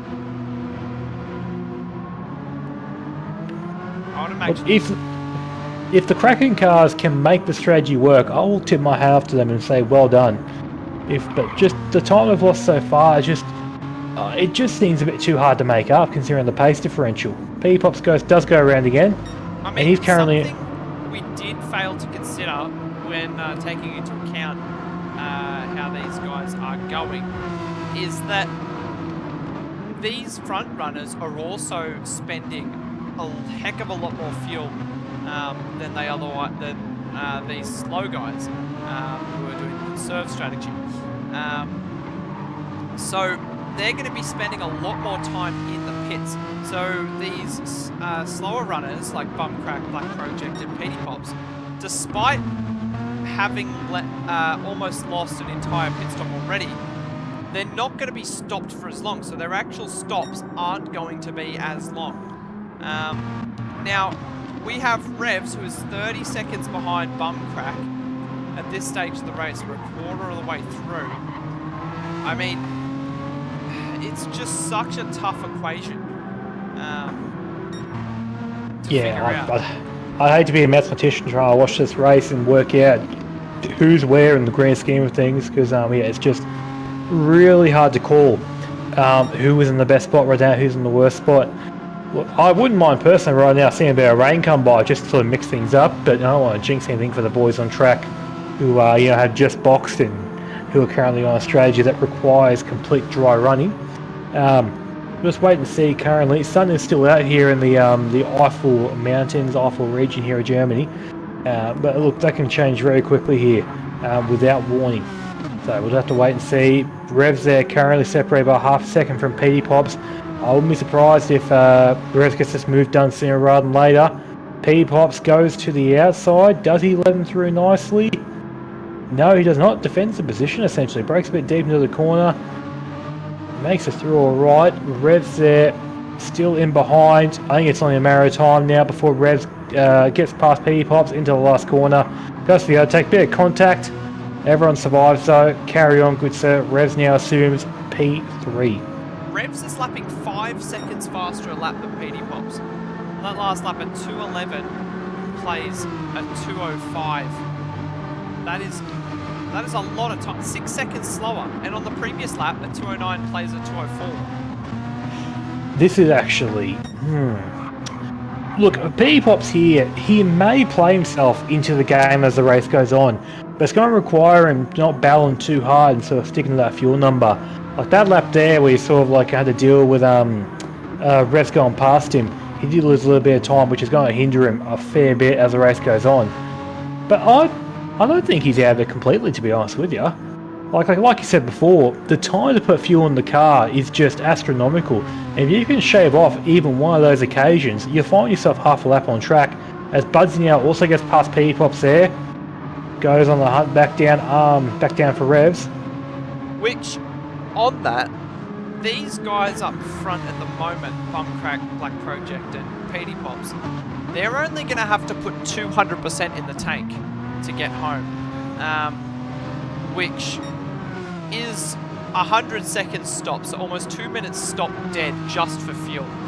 Whereas these guys behind, how much percentage was, how much, you reckon 20% in that first stint over the other guys, the like Budsy Revs? I'll say a touch more if anything, yeah. So let's say 25% over a quarter of the race. These guys are going to be, these front runners, like Budsy, Revs, BigJayyy, they're going to have to put in an extra 100% of fuel over the savers. And that 100% of fuel really adds up. That's 50 seconds of stop time. Now, in the case of Petey Pops, he's already lost a stop, essentially, as these guys have gone over. But you look at Bumcrack Black Project, they're over 20 seconds, or in the case of Bumcrack, 25 seconds ahead of Revs, where they might not be going for the win, per se, but we're 40 minutes in, and for the rest of the field, the longer they go, the more attractive this strategy is looking for Bumcrack and Black Project. Well, I think right now for those two Carbonboys, they're in too deep to pull out, so at this point they have to sort of ride the wave and sort of make their lay in the bed because they firmly made it. Yeah, like right now, look, I'm starting to jump on the bandwagon myself, and it's very hypocritical of me to say because I'm very much the speed and power alternate strategy kind of guy, but yeah, right now they're sort of like they're introducing me to sort of conservatism, and I'm a bit scared. Yeah, alright. I mean, Revs is in P3, of course, so... Yeah, look, very true. Currently 25 seconds separate him in the lead. He's also done the new fastest lap of the race with a 2:04.7, which is a very quick lap in itself as he goes a tenth quicker through the second sector timing split. Yeah, look, he is closing up. He's finding time, especially on the straights where he's giving it full beans on the cars in front, and as well as in the corners, being on a faster tyre compound that is fresher. But really, you're right, the gap isn't closing up as quick as what he'd really wanted to, all things considered. No. And Bumcrack and Bumcrack's in, Yep. and so is Black Project, bang on 40 minutes. These guys, they're not like that slow with their pace. Bumcrack was in the 207s that entire stint, especially in the tail end. 207s, 208s, that's very good pace. Now, if you're running this strategy, this is the point of the strategy where you think, oh, this is atrocious. You're going to watch your P1 and 2 turn into P10 and 11. But Revs is going to inherit the lead. Now, Budsy, second place there, will come through as well. Now, no doubt these guys are going to be nowhere near the lead, but it's that final stint where it's really going to show itself in the strategy and where they're going to settle in, and that's going to be the big decider towards the end of this race. Oh, very much so, mate. Absolutely, as you would say. Yeah, currently though, Black Project Bumcrack getting fuel in the tank as we speak. P-Pops also boxes this lap on the same strategy as the two Kraken cars in front of him. Let's see here, still fuel in the tank for Mr. Bumcrack. Yeah, everyone that has already boxed pretty well will be in front of him, except for possibly Boss. No, Boss will also jump him. Yeah, Bumcrack's out. As the Boss actually, coming down the pit straight now, will be behind Bumcrack there. So rightio, look, already showing some game there. While Boss did have that sort of unfortunate start off the back, he has had some pretty good speed throughout this race so far, and to see Bumcrack come out 5 seconds ahead, that bodes well. I think he had a moment on the last lap, a 2:12 on lap 19 there, so... that also could be a factor. Potentially they would have been neck and neck, but Boss has had a moment somewhere around the circuit. I'm not too sure where, but yeah, that's left Bumcrack with quite the advantage. Yeah, currently though, the gap between himself and the lead is 50 seconds. And for the time being, while his tyres are fresh, that gap will more often than not stay pretty consistent because he'll be getting some really good corner speed, losing on the straights and then getting it back as he goes through the corners. Yeah. As I say that, he loses some more time. So the transit time, as you can see by the additional time on that lap 19 there, let's say Bumcrack was still doing his 207s. It's about 19 seconds for the transit time, plus the 50 seconds of extra fuel that those front guys are going to have to put in. At this stage of the race, Bumcrack's still in with a shot here. Like, if you look at that, he's within 50 seconds. Not with the race win, I don't think, unless some extraordinary circumstances happen. But in terms of strategy, it's not out of the equation. And that's what we like to see. We like it all to culminate at the end of the Enduro as we see all the strategies converge. But this is the fun part of these Enduros, where we sit back and we speculate and we watch how wrong we are as the race goes on. That's what we do here in Sector 1 in the commentary box here. We talk about racing and be wrong about it. That's the way to live. Yeah, rightio then, okay. But yeah, one thing I will say as well, Jay, after that impressive stint on the mediums first time around, currently not finding any same sort of stride. This next time, currently 10 seconds off the lead and 6 seconds behind Budsy, so he's losing out a little bit to those top two. I reckon the soft tyres may be something to do with that, but still I thought BigJayyy would be sort of a bit closer at this point in the race here. Yeah, I don't know. Those soft tyres, they've still got quite a lot of life in them. So we really start to see BigJayyy reel them back in when those softs start to die out. I mean, they're still doing 4s and 5s, revs and Budsy. But BigJayyy is just going to take a little while for those medium tyres to come into their own. And in that time, we could even see Grovel come by BigJayyy, as he's not far out of the equation. 3.8 seconds at the moment.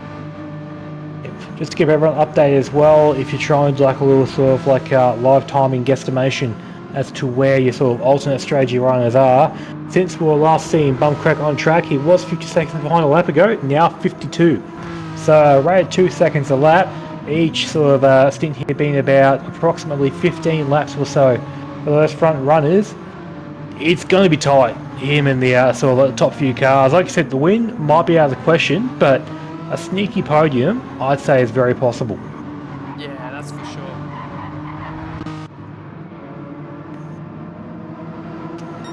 Just saying as well here. Currently, someone will talk about No Man's Land. Let's talk about your teammate Carbonboy there. Pretty well 10 seconds either way, running the soft tyres right now. Setting the personal best lap, I should say, of a 205.9. Yeah, I think he's doing a nice consistent run. How was the sort of preparation for the race for you boys at APR? Like, what, Carbonboy feeling confident, a little bit scared? How is he feeling? He likes to just wing it, Carbonboy. He's pretty happy with how things go in the race. He likes to be up the front, but he acknowledges that he's not as quick as some of the other guys, so he relies on his consistency and just staying out of trouble, keeping his nose clean to get it done. In terms of preparation, he's been doing his race runs, but he put up a message about strategy. The team, we gave him our honest opinions, and he's out there right now. We basically told him to wing it, play it by ear, set up the last half hour, and go from there, really. Yep, no, forever. I reckon that's the way to go about things, because you can't really predict racing too much. Everything's going to change as every lap goes by. You can still have a rough plan in place, but whether or not you stick to it, look, you have to be determined. But overall, though, doing a great job there. Currently, sort of falling a bit further away from the stranger in P5, but only at a slow rate. So, if he's sort of managing his tyre at this point, I wouldn't be surprised if that gap sort of closes back up to the stranger in front of him, which currently looking at the two cars, Carbonboy has got better tyres, so I think Carbonboy here might be playing the long game in the stint, just sort of making sure he's got a car to fight with come the end of the stint if he needs it.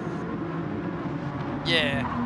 I mean, if you're doing a 2-hour enduro, at this point of the race, it's going to get really boring. But I have confidence in Carbonboy. He's just going to keep plugging along, doing his thing. And P6, he'll be pretty happy with that, pretty chuffed with that. That's a pretty decent finish in this field, if you can make it work. I think very much so, yeah. No, I think his main competition is going to be stranger in front of him, as well as your sort of alternate runners in Bumcrack and Black Project, depending on where they sort of funnel out. They're the sort of people he's got to worry about at this point in time, I think. But yeah, for now, just sort of relax, just find your rhythm, enjoy the scenery the German region has to offer. Maybe us, the boys, back in the pit stop or pit bay, to have a pretzel ready to sort of nibble on while they're putting the fuel in. Oh no. But yeah, overall, just sort of enjoy yourself, stick to your numbers, and just put the car in the right spot on the track. More or less. That's pretty much it. Yeah. So just a quick live standings update. if the race were to finish as it is at the moment, BigJayyy would hold his lead to 11 points over Budsy. Revs would close up to 1 point behind Budsy before we jump to a massive gap down to Phreelickz, Carbonboy, Grovel, Black Project, The Stranger, Laminator, VF, Bumcrack, PD Pops, Blind Man, and the boss would get up into the top 14 as it stands. Not sure if you saw it there, but the boss actually just made a move, I think, on Black Project now into P11 there, on that sort of not so conservative strategy. I'm not sure if your life standings accounted for that, but there you go. I believe so. I believe so. Okay. We are checking. We are checking. They did. Oh, hot damn! Lovely work, son. Anyway, so currently BigJayyy here, after setting his personal best lap of the race last time around with a 2:05.4, and just pretty well matching it this time around with a 2:05.5, he's starting to find his rhythm. Those mediums are starting to get into their sort of like their operating window. Gap between him and the leader of the race in revs is less than 10 seconds now. This is the part of the race when we see BigJayyy close back up to those cars in front. He does have an extra lap on him, so going for the overcut strategy on those two. So he should probably close up a little bit sooner compared to what he did last time around. This stint here, I'm keen to see what he can do in approximately, let's say, 4 laps time. I reckon he should be about 2 seconds away, give or take. Just riding on board with BigJayyy at the moment, listening to the roar of that Renault French Megane. Yes, no, I can hear the baguettes from here. It sounds marvellous. Oh, a little bit wide of the hairpin there for BigJayyy. Yeah, you can see there it's reflective of the timing there. Has lost a few tenths of a second there to the leader of the race. And I'll speculate P2 as well. I didn't happen to see sector split there, see how far up or down he was, but we'll get an idea as he goes through the exit of this little chicane before the back straight, exactly where he is compared to his personal best lap.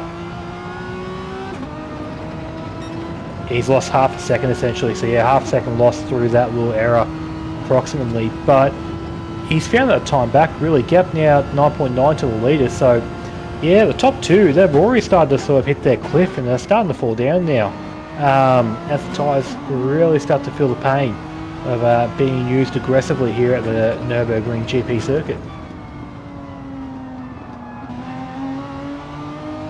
BigJayyy rounds the final corner.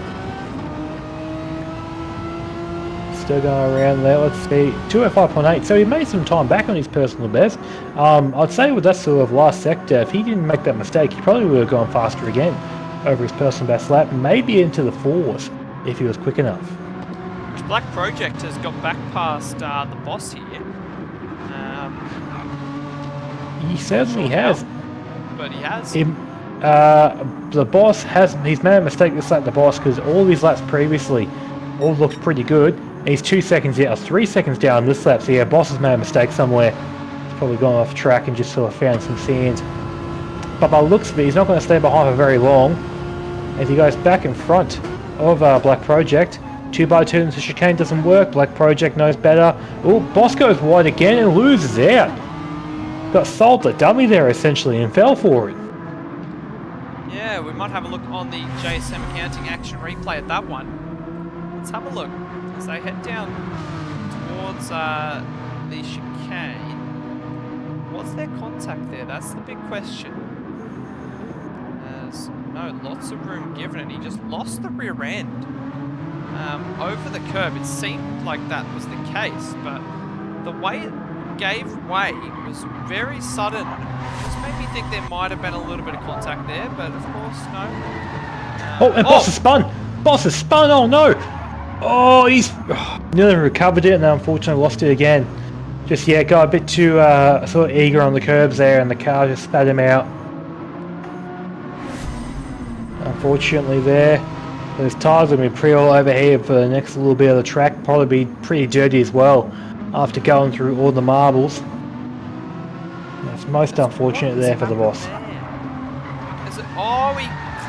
grass on the inside and it just spun the car around. That's a peculiar incident to happen where it did at turn 2. And he's almost off the track again. He's probably beside himself at the moment and in his own head, unfortunately. But yeah, that's disaster for the boss. He finds himself down in 12th and a little while out of nowhere near Black Project anymore. That's 12 seconds. He was leading him a lap ago. Yeah, I have to say at this point right now, the mist in front of the boss will be as red as his wheels. He'll be thoroughly descended into that red mist and he'll be driving like a maniac from here on out. Yeah. So BigJayyy still plugging along and he's closing that gap. He's chased about a second from the guys ahead. And he's dipped into the 206s on that last lap, but not by much. 15 milliseconds is the precise measurement. But he's just plugging along, running his own race. Now, here's where we do that thing where we speculate and draw conclusions or ask questions. Does BigJayyy jump onto the softs, a double soft, to finish off the race, or does he elect to keep going on the mediums? Personally, the way he's been driving, my prediction, that's the word. Our prediction is he'll do one more stint on the medium tyres and then have a shorter one on the softs to finish it off. Because I think if he's prolonging these stints by a lap over the softs, that means that he should have 2 laps of fresher softs in theory at the end of the race. Just want to say as well, we've had another pit stopper in the form of the boss, who's currently in the pits now. I believe another set of soft tyres going on, and he's currently brimming the tank. He will fall a lap behind the leaders, but he's getting that pit stop out of the way now, while the car wasn't in the best of phases. Yeah, due to the sheer length of the race, a couple of people just getting overlapped there. It's not out of the question. Yeah. Actually, no, Boss is going for the medium tyres, my apologies. Currently 56 minutes to go. He'll be on one more stop from here, and I'll say mediums, I reckon. He's probably just doing some 32-minute stints to the end. Perhaps. That's probably what he's planning on doing.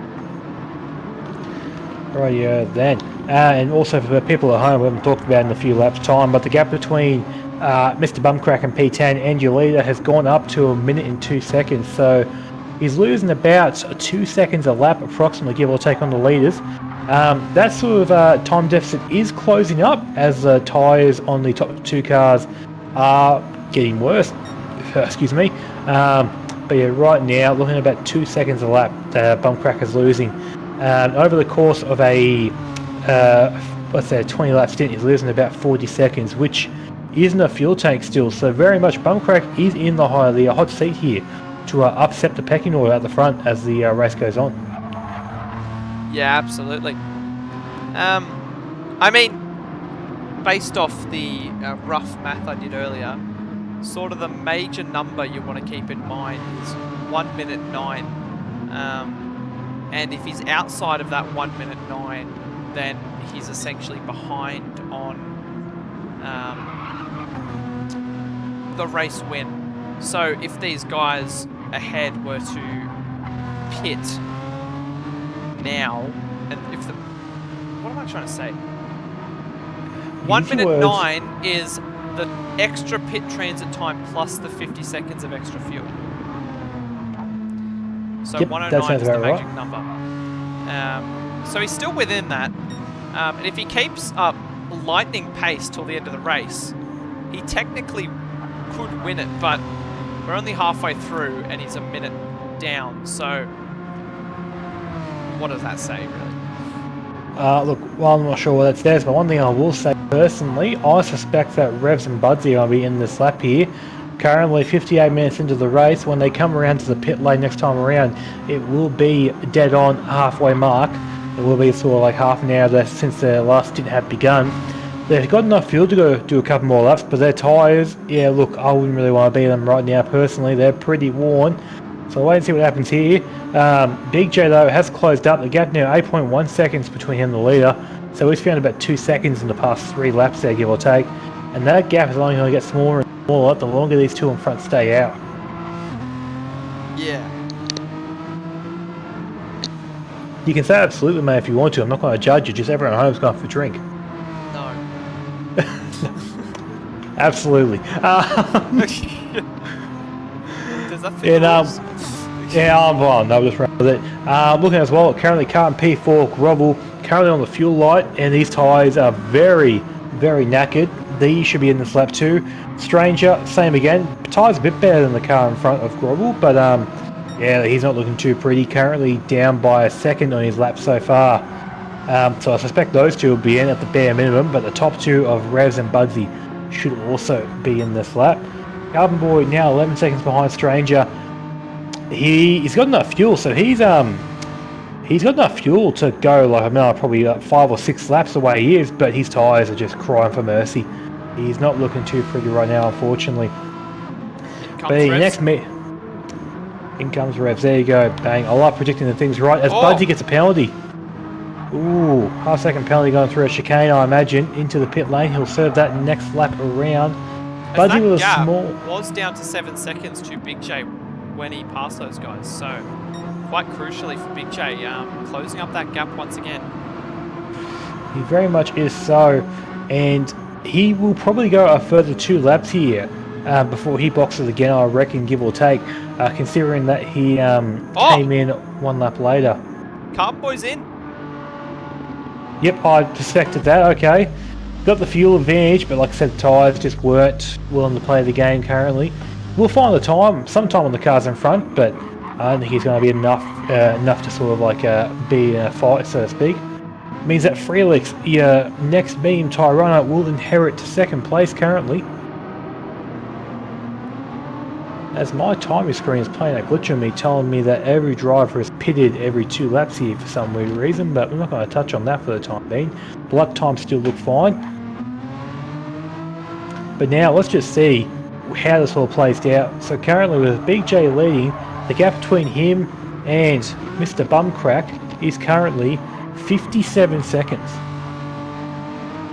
That is interesting. That is a much smaller number than a minute 9, wouldn't you say? Well, it's different for BigJayyy and Revs because they're on the same strat. Yeah, look, that's very true. However, still interesting. Yeah, it's a number. Yeah, and what it has done though, after that pit stop, currently Revs is 7.5 seconds, make that 7.8, 7.9 behind Bumcrack there.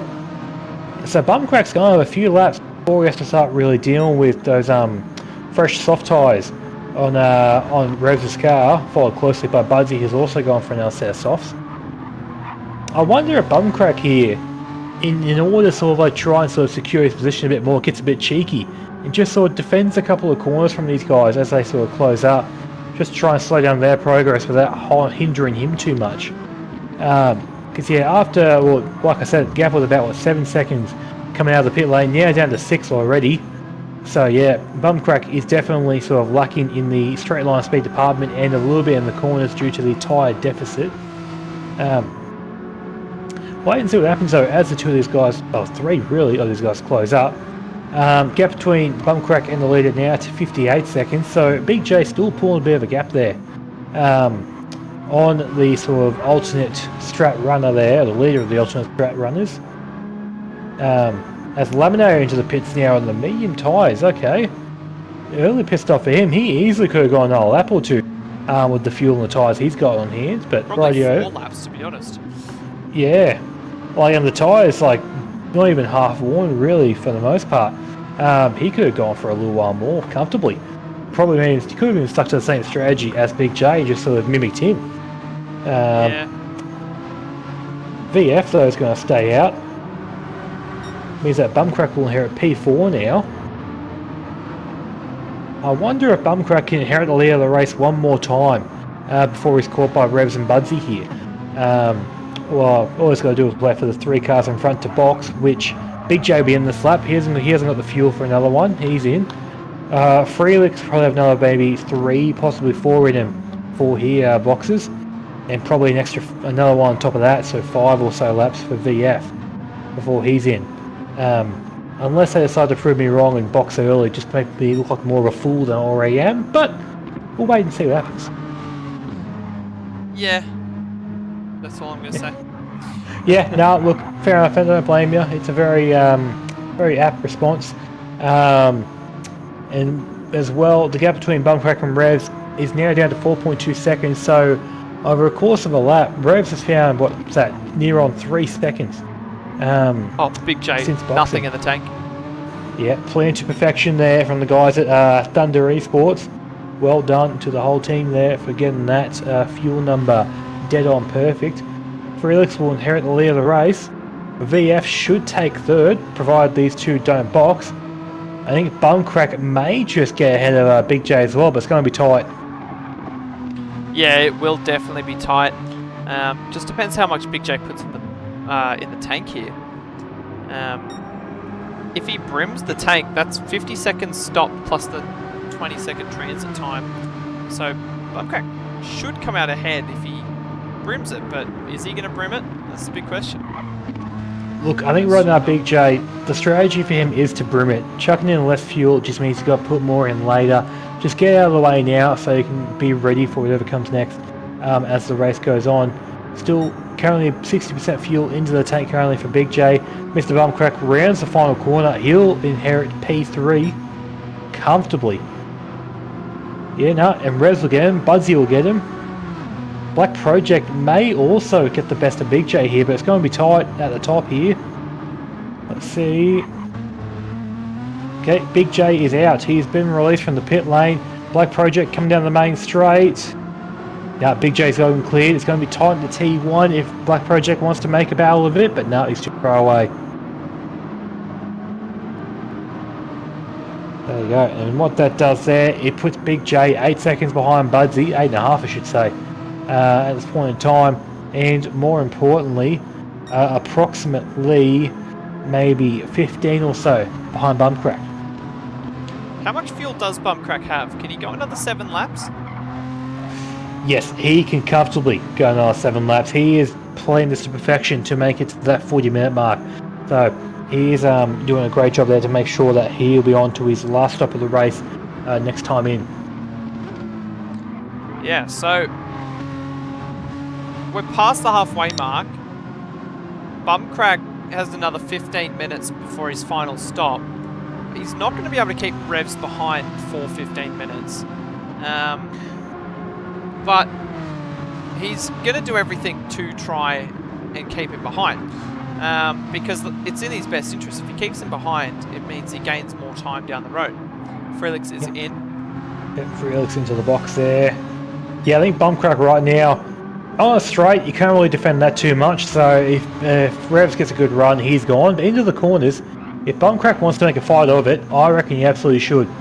But by the looks of it, Revs has got him this time quite easily. So yeah, I'm just going to go and F myself, apparently. Makes light work of that. Yeah, as Phreelickz pulls into the box there, tyres off, tyres on. Expect another set of mediums for him currently. Revs will here at P2. VF takes the lead of the race currently with about 5 seconds up on Revs. 7, my bad. So it is a Dadson 1-2 at the moment. Right, yeah, I can already hear Dadson saying stop the cap, red flag, DC, red flag, end the race, we're done. Now, alright, now good job there for the other two Dadson boys on alternate strategies, and right now inheriting effective 1-2 for the time being. VF there may not be in a shout for the win currently, but look, I've been proven wrong before. Revs there very much so, and his more aggressive 3-stop strategy. Wait and see how that eventuates. Currently, he's already put 1.7 seconds onto Bumcrack. Budsy wants to face the action now. Currently, 1 second separating him and the plumber. And BigJayyy time also about 9.8 away. Go on, sorry. What was I going to ask? I forget what I was going to ask. Just ignore me. With pleasure. As we continue on here, Bumcrack and Budsy separated by just over half a second. I reckon the Schumacher rested. Bumcrack may have to defend this one. Maybe, no. I think there's a back straight though. He may get done here. Just, yeah, Budsy's got a lot of pace to burn and Bumcrack really can't afford to be fighting too hard with any cars around, to be honest with you. Going through the last chicane for the back straight. Bumcrack still hanging on to that P3 for the time being. Budsy gets a great run coming onto the straight here. Currently separated by 0.3 of a second, and that gap is coming down quickly. Budsy with the slipstream. Close enough, ever closer here. Can he make a move? Goes to the inside. Breaks deep and gets the job done. Bumcrack didn't make it too hard for him. Knows a bigger picture ahead. No point fighting yet. The fighting's for later as VF comes into the pits there to do his second and possibly last stop. But it's going to be a challenge to make it work if it is. Yeah, that would be 50 minutes on a stint. I don't think VF's going to be able to do that. I say he's going to elect for 2 soft 25-minute stints. That seems like the most logical point in time here. Now, what tyres did BigJayyy put on that last stint? BigJayyy went back onto the mediums. Oh. Yeah, so yeah, no, I think very much so. 3 medium stints and then I believe short, soft stint to blast out the end and just maybe take the fastest lap, have a car to fight with. Which, look, it's a strategy that works, and right now only 13 seconds off the lead, and that gap's only going to come down as the 2 cars in first and second will also wear their tyres out, and Bumcrack is on an alternate strategy. He'll also fall back to him as the stint goes on. Currently 11 minutes to go, or approximately about 5 laps in Bumcrack's stint here. I wonder if Bumcrack can keep BigJayyy behind before he boxes next. I wouldn't be surprised if Bumcrack goes on to beat BigJayyy. Grovel is stuck behind Carbonboy at the moment, but these guys are having a good old battle for P6 at the moment. Yeah, which is actually interesting, because Grovel was sitting there in P4 for the most part, so how he's managed to fall behind Carbonboy, interesting to me. Just having a look through the lap times. Yeah, no, other than the pit stop, which would have been pretty long of course, nothing out of the ordinary sort of telling me that he's made any sort of error. I wonder if it's just the fuel save from Carbonboy, just enough to sort of get him ahead. I believe so, and when you have these alternations in strategy, they sort of stack up, and at this point of the race, you're going to see some weird things like a guy who's run a specific strategy. Well, no, Carbonboy came to the pits at 20% in the tank, so that would all be down to the fuel save. Yeah. No, fair enough. Which, look, right now it's working for him. Right now though, Grovel has got a fuel advantage on him, but depending on how they're using the car, if Carbonboy's a bit more conservative, that sort of benefit will diminish on Grovel's part, but we'll come back in a few laps and check that one out and see where they're at, fuel-wise and tyre-wise for that matter. Currently both running with soft tyres, pretty even sort of tyre wear between the two of them. Wait and see, as Carbonboy does his personal best lap of the race with 205.6, so currently, what's that? Yeah, near on a second off the overall best lap of the race, but like what we've seen before, Carbonboy's fuel save has been pretty good, so maybe he's just sort of driving to more of a number rather than outright speed, which is probably the smarter option, all things considered, but it's not the fun option in my opinion. Is Carbonboy on the mediums or the softs? He's on the soft tyres currently. Oh, okay, so that's why he's plugging along pretty good here.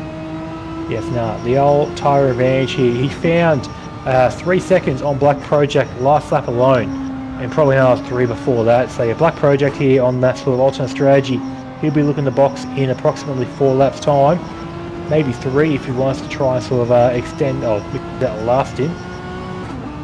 Just wait and see. I suspect Carbonboy may go for a move into the back chicane or on the back straight here on Black Project.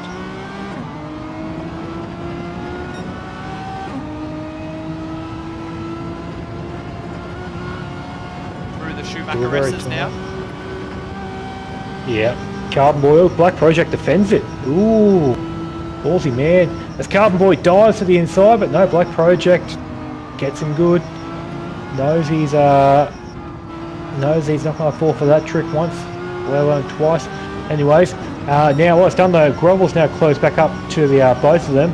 Black Project's going to be speed compromised, so Carbonboy goes through. See you later, mate. Have fun and pee nowhere. Grovel also wants a piece of the action here. Oh! So Black Project comes back across. Oh, was that contact? Oh, huge contact! Oh. And Grovel's going to have to back out of that. Yep, I think he did there. He did back off there. Knew he was at fault. Said, yep, no, I won't go for the pass this time around. Find your bearings again, mate, and I'll attack you later on. Good sportsmanship there from the Ironheart driver. Absolutely. We'll have a look on the J7 counting action replay. So Black Project, he's entitled to do it, but he came back across. I thought he was just going to let them both through, and then Grovel misses his braking marker and runs up the back of Black Project and correctly redresses the situation. But yeah, very interesting, because that puts a bit of a block in his inroads to Carbonboy here, and he's dropped back to about 3/4 of a second. He was right up on Carbonboy's bumper here. Yeah, it certainly does, yeah, but like we said, Black Project is on the alternate stretch, so he is going to be compromised in the straight line speed department, so it was going to be like just for a matter of time before Grovel found his way past after that little incident. Now, have a look at this. We've got the Stranger, Phreelickz and Laminator, 3 cars on track, all battling it out, all on relatively the same strategy, I believe, so... no, not really, Blay. Your current sort of... Stranger and Laminator, absolutely. Soft tyres, similar fuel numbers, similar wear. But Phreelickz, he's only come out of the pits recently on a fresh set of mediums. Yeah, so okay. Yeah, no, he's... if he can just sort of hold out Laminator for a good handful of laps here, once Laminator wears his tyres out, he's going to be able to sort of pull away and go attack Stranger in a few laps' time here. But yeah, definitely, for these guys here, we're going to see... well, at least probably as Laminator goes for the move up the inside. Tries to get squeezed to the apex there by Phreelickz, but no, still gets the move done. I suspect we'll still see at least one, probably 2 pit stops from these 3 cars we're looking at on track here. Phreelickz may be able to make one work the way his fuel is, but it's gonna be tight. Yeah, that's for sure. Also, as well, for the people at home checking it out, Mr. Bumcrack there, your leader of the alternate strategy, currently 11 seconds off the lead, currently held by Revs, and also still got 2 seconds on BigJayyy. And we're currently at the hour and 16-minute mark, so I suspect we'll see Bumcrack in the next 2 laps. So if Mr. Bumcrack can just hold out BigJayyy for another 2 laps here, he's going to sort of like go with a bit of sort of momentum on his side to that sort of last stint of his. As he goes a bit wide going through that right-hander there down to the bottom hairpin. Loses a bit of time unfortunately through there, lost about half a second, but as long as he can sort of maintain that gap, he's going to be in a very great spot here for the last stint. He should come out in a bloody pocket of clean air. No real sort of people around to give him grief. And yeah, look, really, he is sort of like, he's on the front foot here, I reckon. I'm really getting on board with this conservative strategy now. Yeah, well, Bumcrack, he's sitting 3rd at the moment. He's got BigJayyy just behind, but then after BigJayyy, there's 15 seconds back to Carbonboy and Grovel. So, really, Bumcrack's in a great position.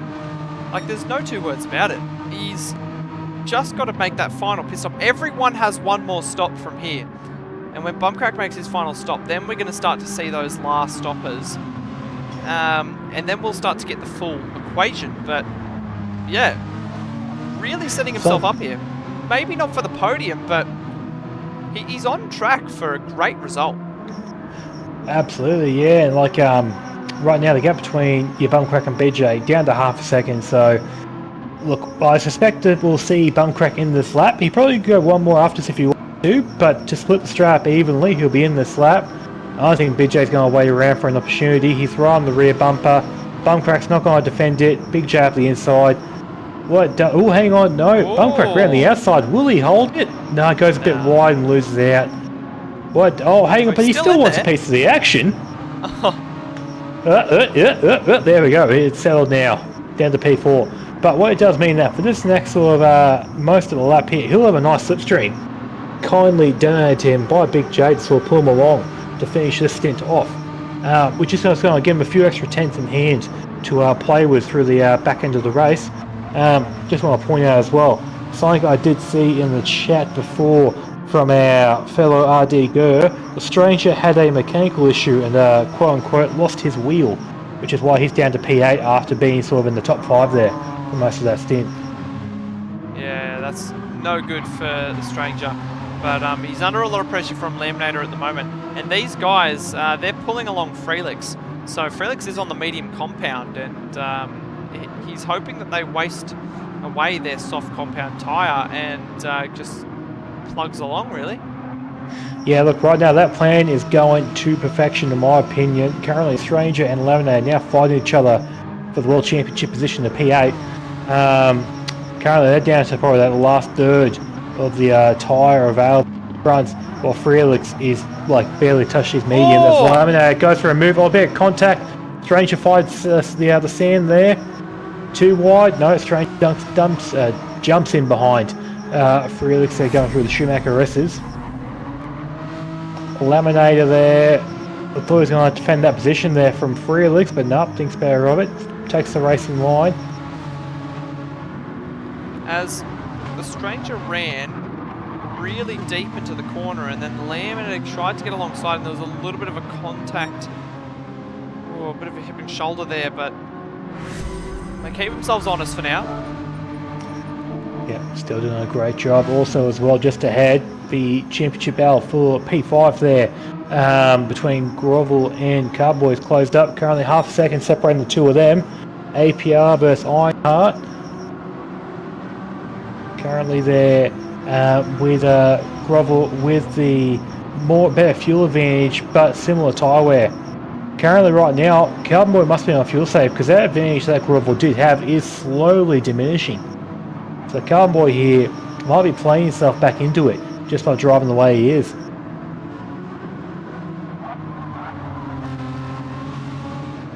That's what I say as well. Everyone check your sort of like pit lane. I suspect we're going to see 3 cars in this lap at the minimum.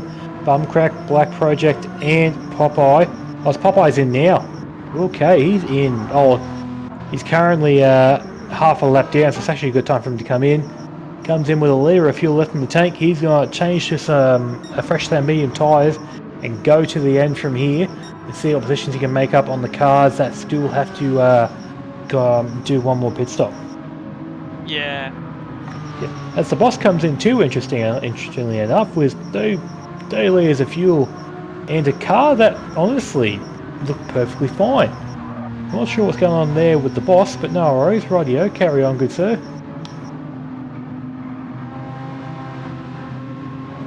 So currently your top 3 cars effectively, but really top 2, they've got about 8 laps left to go in this stint of theirs before they go for their last stop.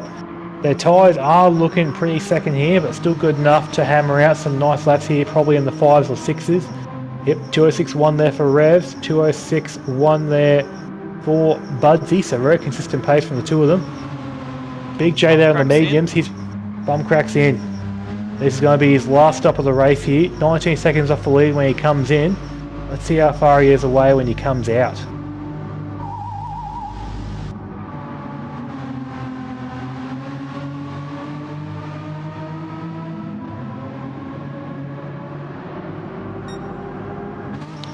As everyone is going to have to make another stop, so I wouldn't worry about where Bumcrack comes out. I'll be worried about in 5, 6, 7 minutes time as to where these front guys come out, and in particular Carbonboy. That's going to be a crucial one as well, as Carbonboy and Grovel, the lap traffic of PD Pops has come out right in the middle of these guys. Yep, I can already hear Ghost screaming out, blue flags, blue flags. I can hear bloody old Pruski slipping a fiver to the steward saying, just hold out a couple of seconds mate, wait till Carbonboy pulls the gap. before you send the blue flags out. And also, just ahead of them is also Boss, who's just come out of the pit lane as well, will also be getting some blue flags from Carbonboy. As he pulls to the right hand side of the road. Is he going to let them by? Nope, he's just going to the right hand side of the track to see what it feels like. But he'll have to get out of the way very soon here. I mean, he's right in the middle of this battle for P5, so... Right. Bumcrack is out of the pit lane. And the Boss is in here as well with blue flags, so... Yeah, I have to say, Boss will have to get out of the way very soon here, as that P Pop still hasn't done so yet, which is very interesting. Like, surely he's getting a notification from the team there.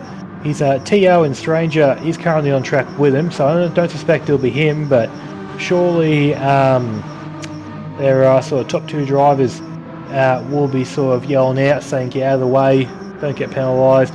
Oh, that's P Pops. Ooh, although must have gone to the right hand side to try and sort of let him through, but Grovel already wanted that right hand side. A little bit of miscommunication there, but they made it through just fine. Carbonboy has got past the Boss, and the Boss lets Grovel go, no problem at all. See you later, alligator. In a while, crocodile. He's keeping the nose in. Oh my goodness, this is not the best demonstration of blue flags driving here. Yeah, look, you're not wrong, but look, the job got done, that's the main thing. Well, what was a half a second gap is now out to 2 seconds between Carbonboy and Grovel, so Grovel will be quite mad, and I'd imagine the stewards will be having a quick look at that in the coming days, as I don't think Ghost will be too happy with that, neither will Grovel, and they'll probably put in a report about that. Yeah, no, definitely. I can already hear the stewards' pens clickety-clicking away. Them sort of taking notes. The stewards are looking into that, I imagine. Or currently, though, the gap between the top two has gone out a bit now, out to 3 seconds between Revs and Budsy there. They put 11 seconds on BigJayyy, so this is going to be interesting for BigJayyy here to see where he comes out, because yeah, I suspect that he's going to run this fuel tank to the end on those medium tyres and just chuck in enough wherever he needs and come out in the soft. So it's going to be interesting to see like how much that gap shrinks after these top three cars do the last pit stops, because I reckon it's going to be a bee's penis between them.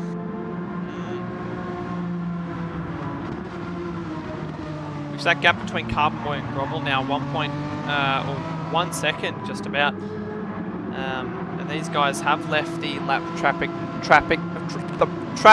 behind them. I don't know why I suddenly forgot how to.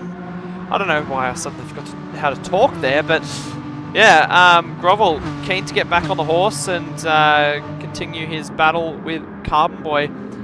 Or perhaps Carbonboy just spent that little bit of a breather to conserve a little bit more fuel and help him along his journey. Which currently does seem to be working. That deficit we were talking about before has just kept diminishing for Grovel there. He's still got the advantage currently, but what was a probably maybe 10 to 15 second advantage, now down to about 4 or 5, if that. Which now, Laminator, who has calmly slotted himself into 6th place here, he's going to have to navigate this lap traffic of... Ooh, Phreelickz has gone to the wall somewhere. He's got damage on the front of the car. Oh. See if we can catch that. Yeah, absolutely. Oh yeah, he was in the wall at the last turn. That is not gone well for Phreelickz. I think I know what he's done. He's gone to hit the apex, and the apex hit him, I think. Yeah, potentially that's what it looked like from that inside wall. He was dug in there, so not great from Phreelickz. Yeah, not the best, unfortunately. After being on the, I think he might be just in front of Laminator, if not just behind him. Now down to 4.5 seconds behind Laminator, which both cars will have a pit stop to go, and I think with the fuel advantage Phreelickz has, he will still end up ahead, but now if he makes another mistake, that sort of benefit for him is just going to sort of become less and less. So we're approaching the half an hour to go. mark. So I would imagine these guys are going to be in the pits on this next lap. Revs and Budsy. BigJayyy, he's still got a little bit of life left in him. So he might go for a couple more laps. Use that overcut to come home strong. Will it be 9.5 seconds worth? Probably not. But BigJayy's put in a magnificent stint here. He's saved 5 seconds on these guys ahead. I believe that gap was 13 seconds and it's now 9.5. So BigJayyy really trying to set himself up in this final stint. Yeah, on that last lap alone, he found 1.5 seconds on the leader, and I suspect it's only going to get like lower and lower as they go on because Rebs and Budsy, they've hit the cliff, they're falling down, they're free falling, their tyres are pretty putrid. I suspect they'll be in this lap. They got enough fuel for one more after this, but at this point you're just burning time. Might as well get in there, take the extra fuel on, and just be going with some fresh tyres and try and build a gap to BigJayyy before he starts hunting you down. Yeah, absolutely. So this gap between Carbonboy and Grovel's still neutralised at about 1.3 seconds. So Carbonboy's been doing a great job here to hold Grovel behind with a little bit of extra help there. Through no fault of Grovel's own, really. These guys continue on the 42nd lap, make a wish.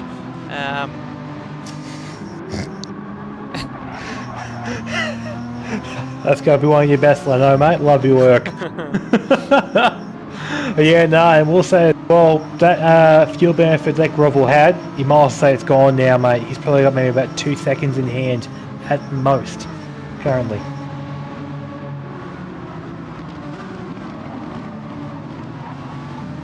So looking ahead now, we've got Revs coming through the last chicane. Will he be in this lap? Looks to come over to the right hand side. He's in. Last pit stop for Revs. Budsy closely following him in. BigJayyy comes through the last chicane. He found another 1.5 seconds that lap alone. So he is on a tear once again. Take a drink every time Leno says absolutely, and I say tear, and you'll be half turned by the time this race is over. I think you'll be a bit more than half. It depends how well you could have. Depends how good you are, sort of like keeping your liquid levels to a good sort of number. Oh no, BigJayyy Harris leads the race. Absolutely. Oh, tear. Carbonboy and Grovel in. Yep, no, sounds about right. Their tyres were looking pretty shoddy. I suspect with the fuel these cars will take on, unless Carbonboy puts a bit of a fuel save in and puts less in. Laminator. What's going on? Is being over. They're 3 wide with a back marker.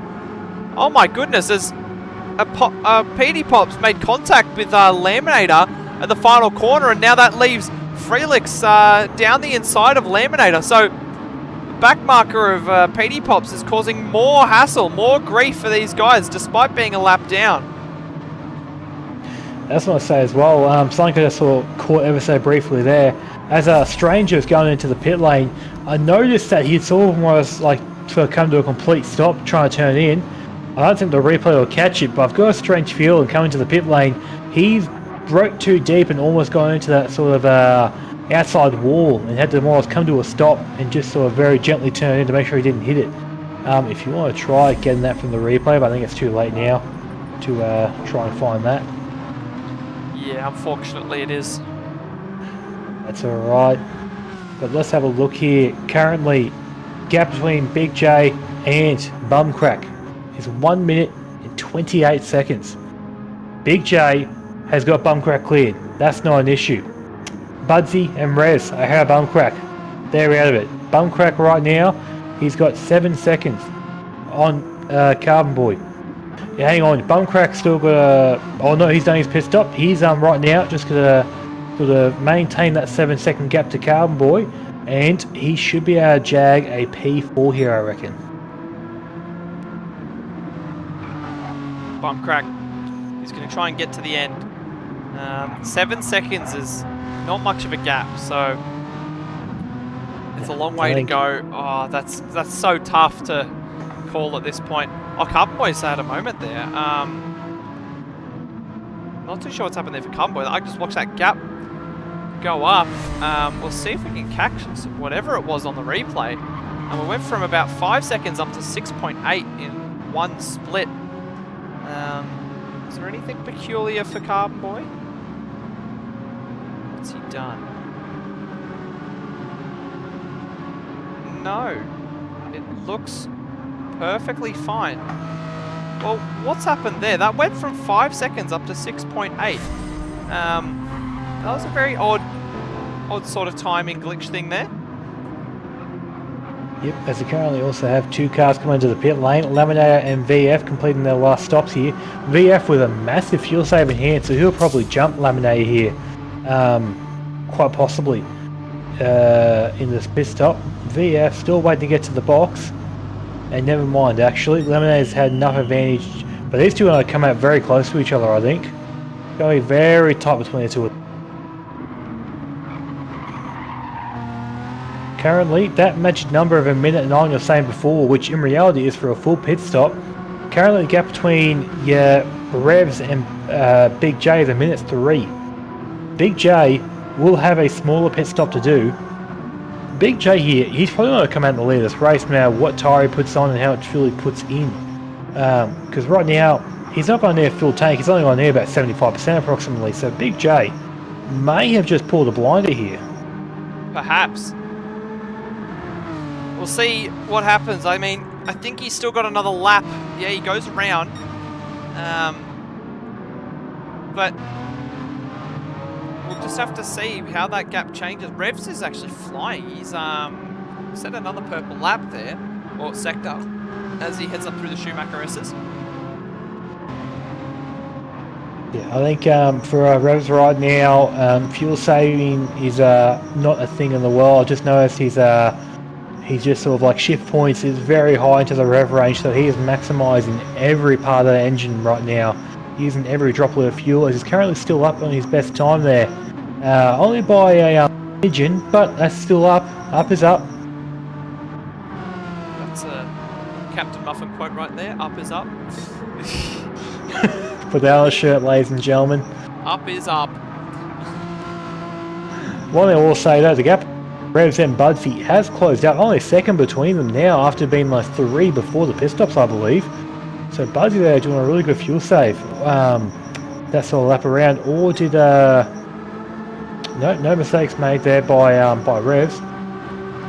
Currently, Budsy did his own personal best lap of the race that time around of a 204.885, about a tenth up or half a tenth up on Revs did just then.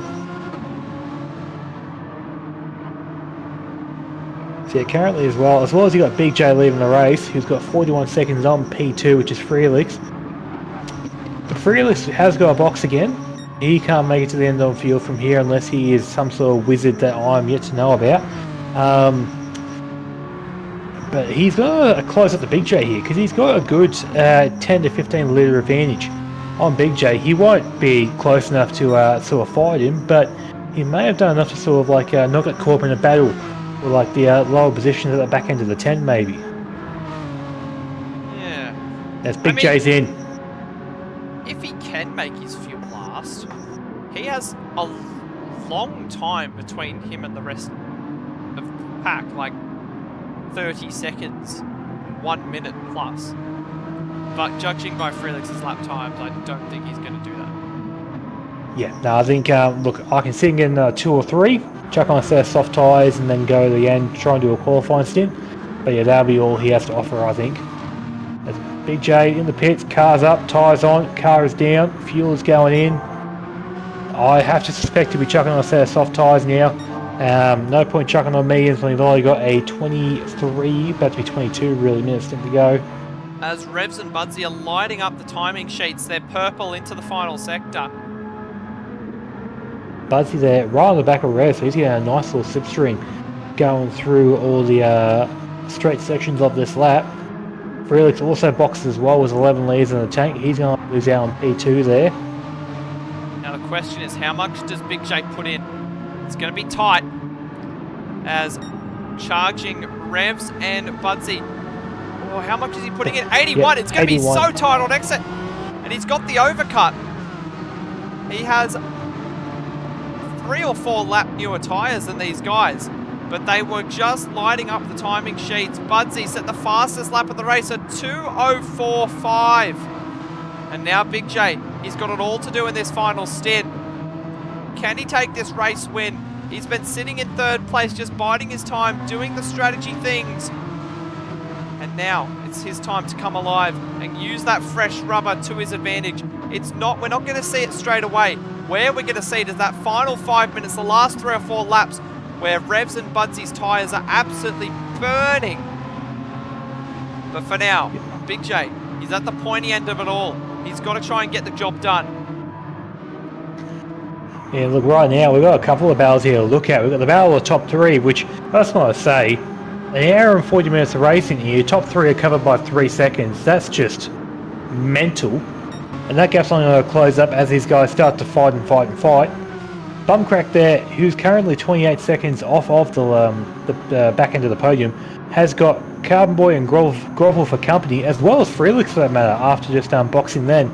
Currently, those 4 cars are covered by about 6 seconds or so. So we're going to have an absolutely awesome battle, or a few awesome battles here to watch as the race comes to a close. Yeah, that's for sure.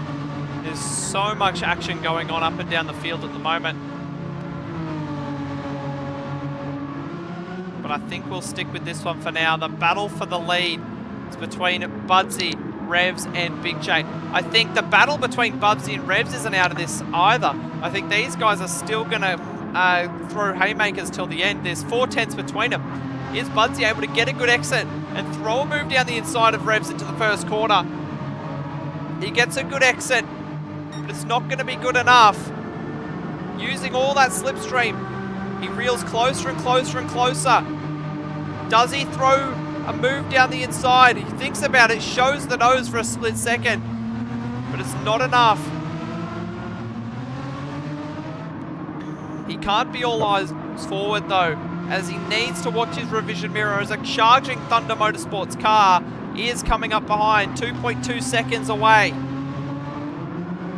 Yeah, the gap between the sort of P1 and P3 is closing up now down to 2.5 seconds.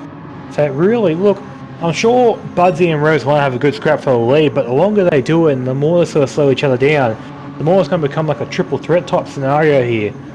Which is, look, it's not what those two want, considering right now their tyres are more warm than BigJayy's currently. And BigJayyy has got a slight fuel advantage, not that's going to make too much of a difference in the grand scheme of things. Yeah, look, it's very much a case of, I think Revs and Budsy here, if they got some sort of quarrels to sort of try and, settle in 10 minutes time, try and sort of keep BigJayyy out of the battle so it's one less position they can lose.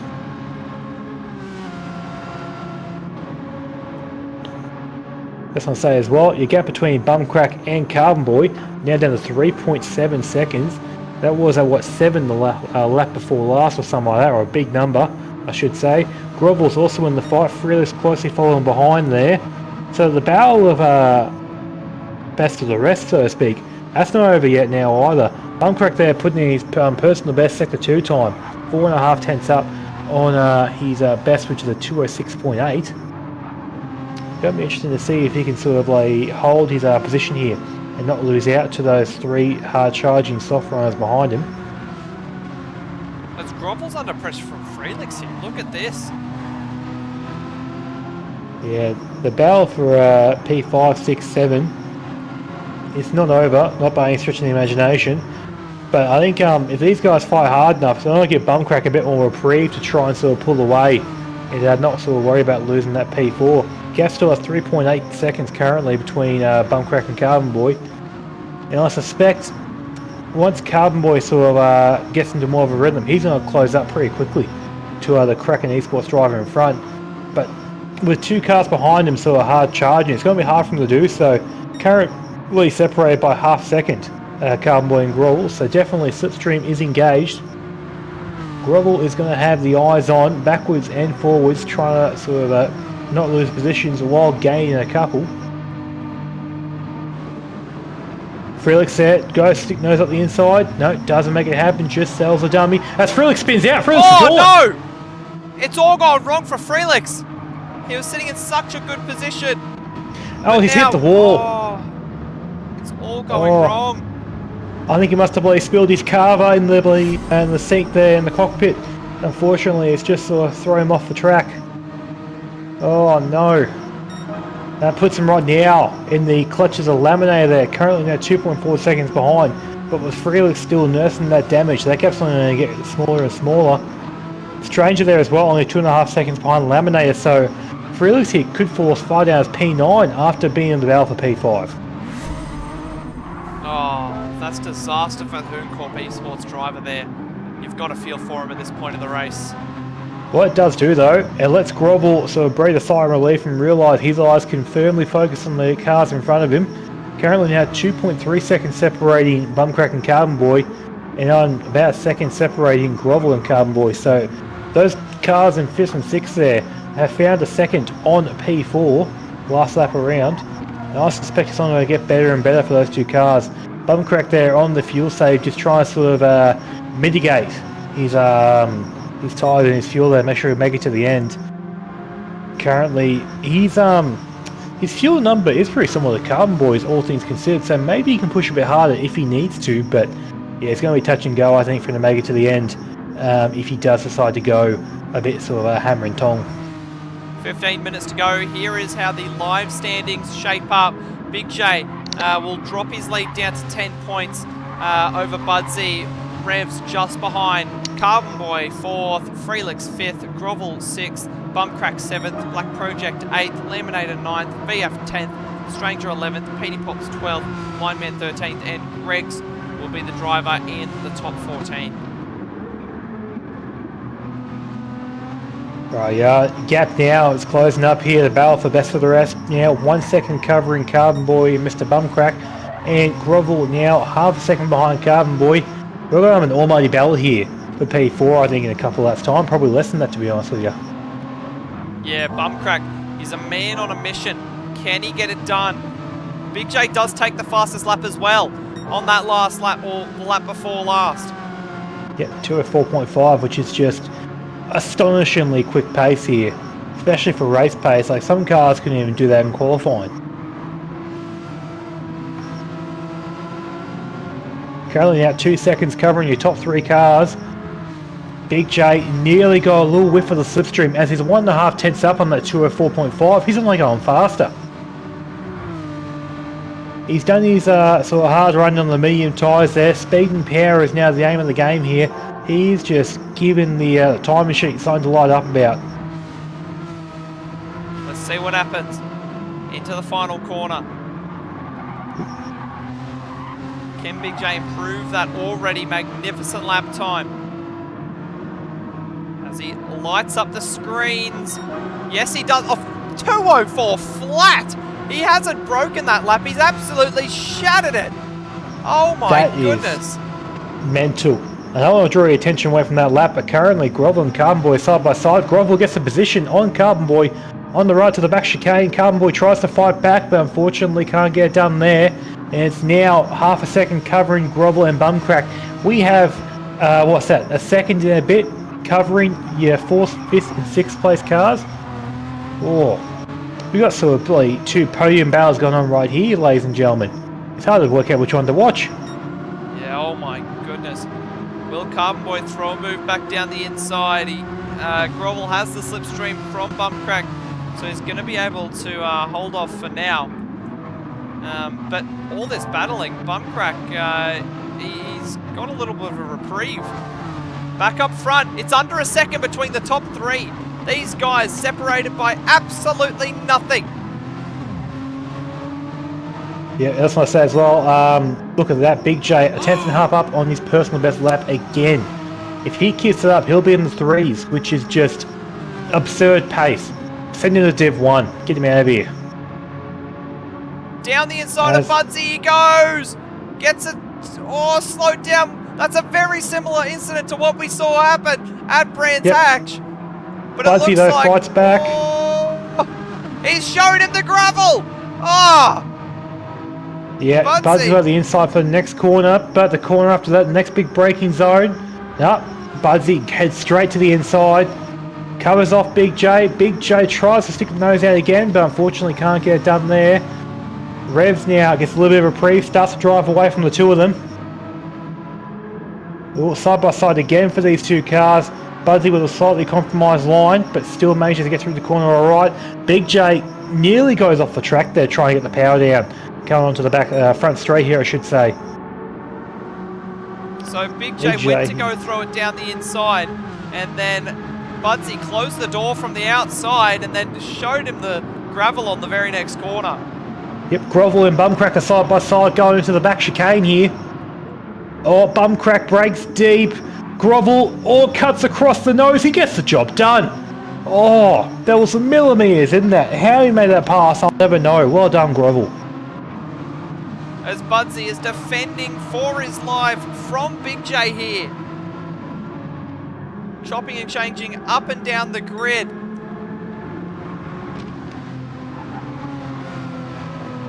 Right now, Rev's out to 1.5 second gap. He's nearly fine. He's in the clear. We've still got 10 minutes to go.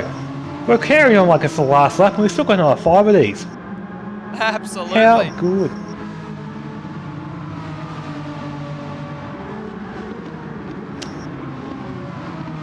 You guys won't see it, unfortunately, but I was just watching the battle here between Carbonboy and Bumcrack, and Gran Turismo, in all of its wisdom and all of its knowledge, just decided to show me one of the best things in the world. Carbonboy going through effectively turn 3 there, I believe it is. Went over a traffic cone, did a cute little bunny hop, and then continued on his way. One of the best things you'll see, as far as I'm concerned. As BigJayyy trying to find a way through. He might have a chance now. Into the chicane. What's he going to do? He's closing up the gap. 2.5 tenths. Budsy goes defensive. BigJayyy waits for him to come across. And he holds off for now. Bides his time. He knows he has time. The longer this race goes on, the worse that the top two's tyres will be. So around the final corner, BigJayyy, he's closer than he has been the last few times, and he's going to try to get this move done. He needs to get a wriggle on, get past Budsy, so that he can have a crack at the big boy. Revs up in the lead.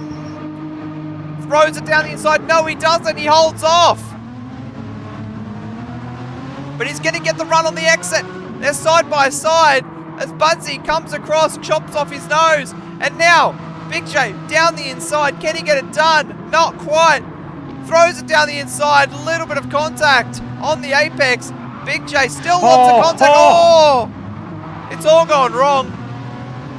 Oh, it has done though. Revs now clear of the tune in only 3 seconds. See you later. He's out of here.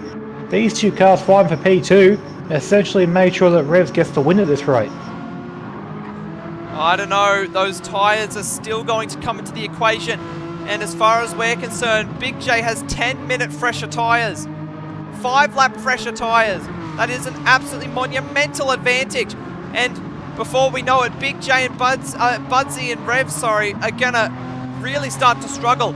This is where their tyres start to drop, and you can see Budsy throwing everything at it, trying to keep ahead of BigJayyy.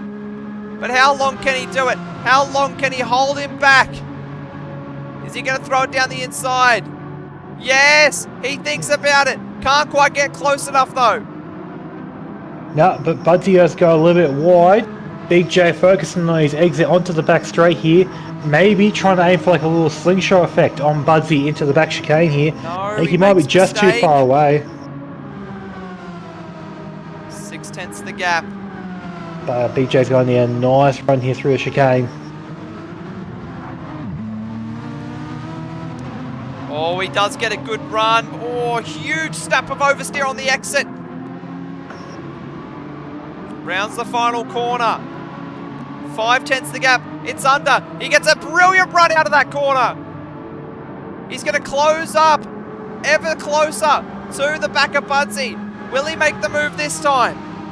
4.5 tenths, 4 tenths. No, he's not going to be nowhere near this time. He's running out of time. The clock is on. The pressure is on. As these two, as a collective, are chasing down Revs. That gap getting closer and closer. Revs, his tyres are struggling. He is struggling. Budsy's struggling to keep BigJayyy behind. Huge snap of oversteer for BigJayyy once again. 3/10 the gap, 4/10 the gap. It opens back up as Budsy gets a little bit of breathing room. Even with these two fighting as well, Revs is actually starting to come back to them. The gap was 3 seconds, now 2.4. So even with all this fighting, BigJayyy and Budsy are closing that gap back up. Budsy is an absolute sitting duck, but even then he's not putting a foot wrong. He's not letting up. He's not letting BigJayyy through. But as I say that, he misses a step. He gets a poor exit up the hill towards the Schumacher S's. BigJayyy tags the rear of Budsy's car as he's all over the show, and he gets a half-second penalty. Oh, and BigJayyy is going to slide on by. And Budsy tries to keep the nose in, but his car is absolutely a sitting duck, and he's going to have to serve that penalty. He's going to drop miles off the back.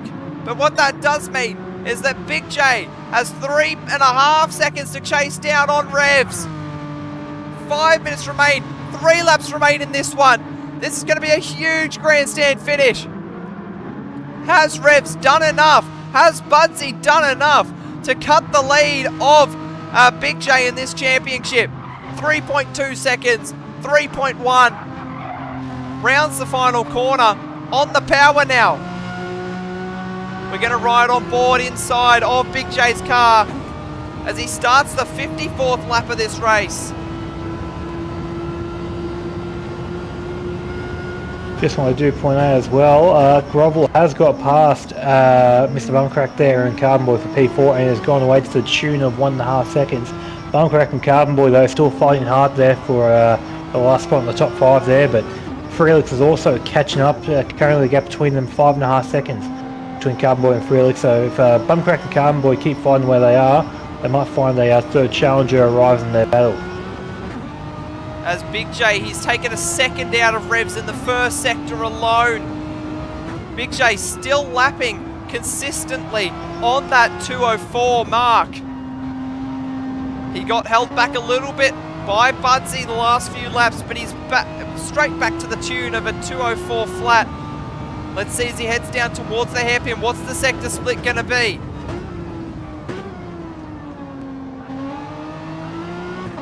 Gets beautiful rotation at the midpoint of the corner for the double apex.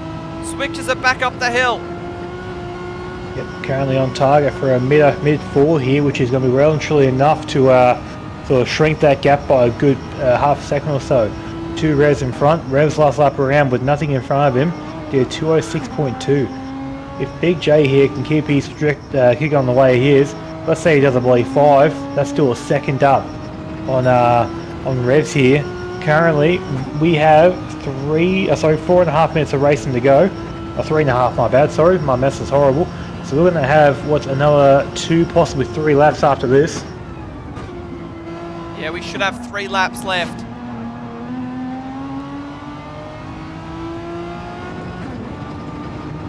And Carbonboy's got past Bumcrack. Carbonboy's into the top 5. But Bumcrack wants to make a bloody fight of it. Yeah, you can already see how the tyres are affecting Budsy. He already lost 2.7 seconds to BigJayyy in 2 laps essentially since being passed. Lap there from BigJayyy last time around 2:05.7. Lap there for Revs 2:06.1.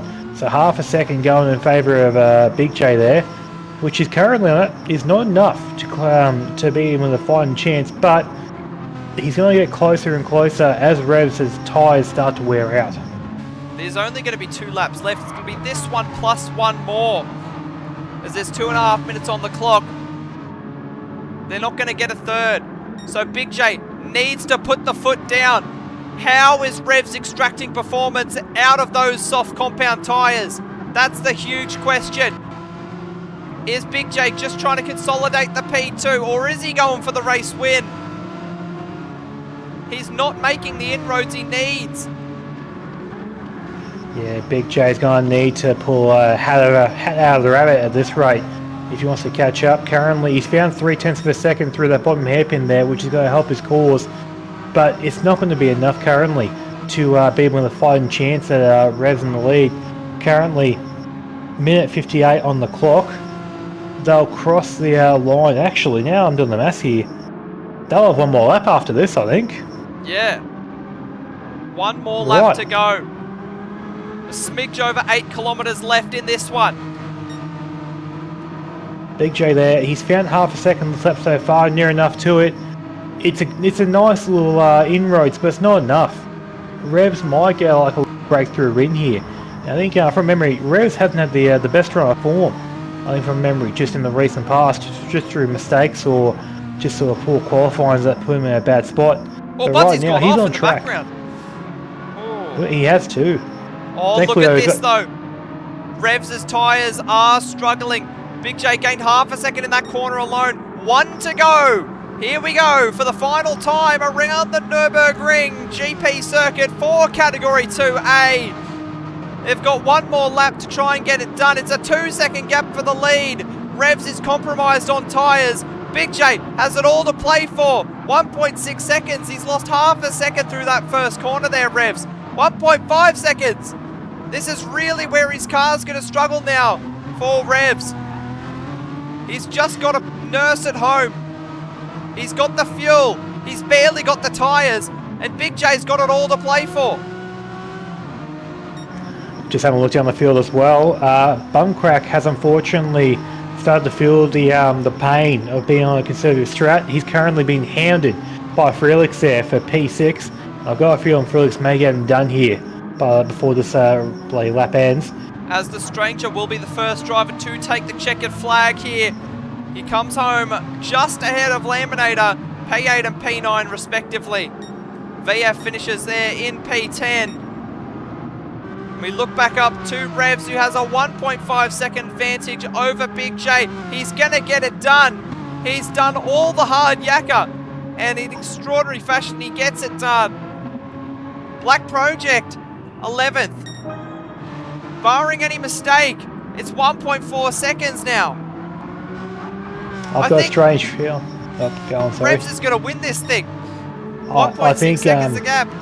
I think personally, Dadson might owe all CP penalties a card in the piss after that defensive performance there. I don't want to say that Budsy and BigJayy's fight gave Revs a win, but you have to really admit that gap would be a lot smaller if Budsy just let BigJayyy through. Absolutely. As he rounds the final corner in extraordinary fashion, Revs takes P1 in the Enduro. What a race! BigJayyy comes home in second place, and it will be Budsy, who after a massive defense over BigJayyy, he comes home in third, and then a whopping 40 seconds back to P4 in Grovel. It's a 1.5 second gap between him and Carbonboy. And Phreelickz has managed to get past Bumcrack as well, only just. Yep. I have to remember as well, Bumcrack a mere 2 hours ago was on pole position for this race. Unfortunately, the strategy gods just didn't go in his favour, and unfortunately, this year has fallen back. What's that, 6 positions effectively since the race start. As Grovel rounds the final corner, he's driven a brilliant race, and he's going to come home in P4. Carbonboy P5, Phreelickz P6, and Bumcrack there in P7, and that's everyone for tonight.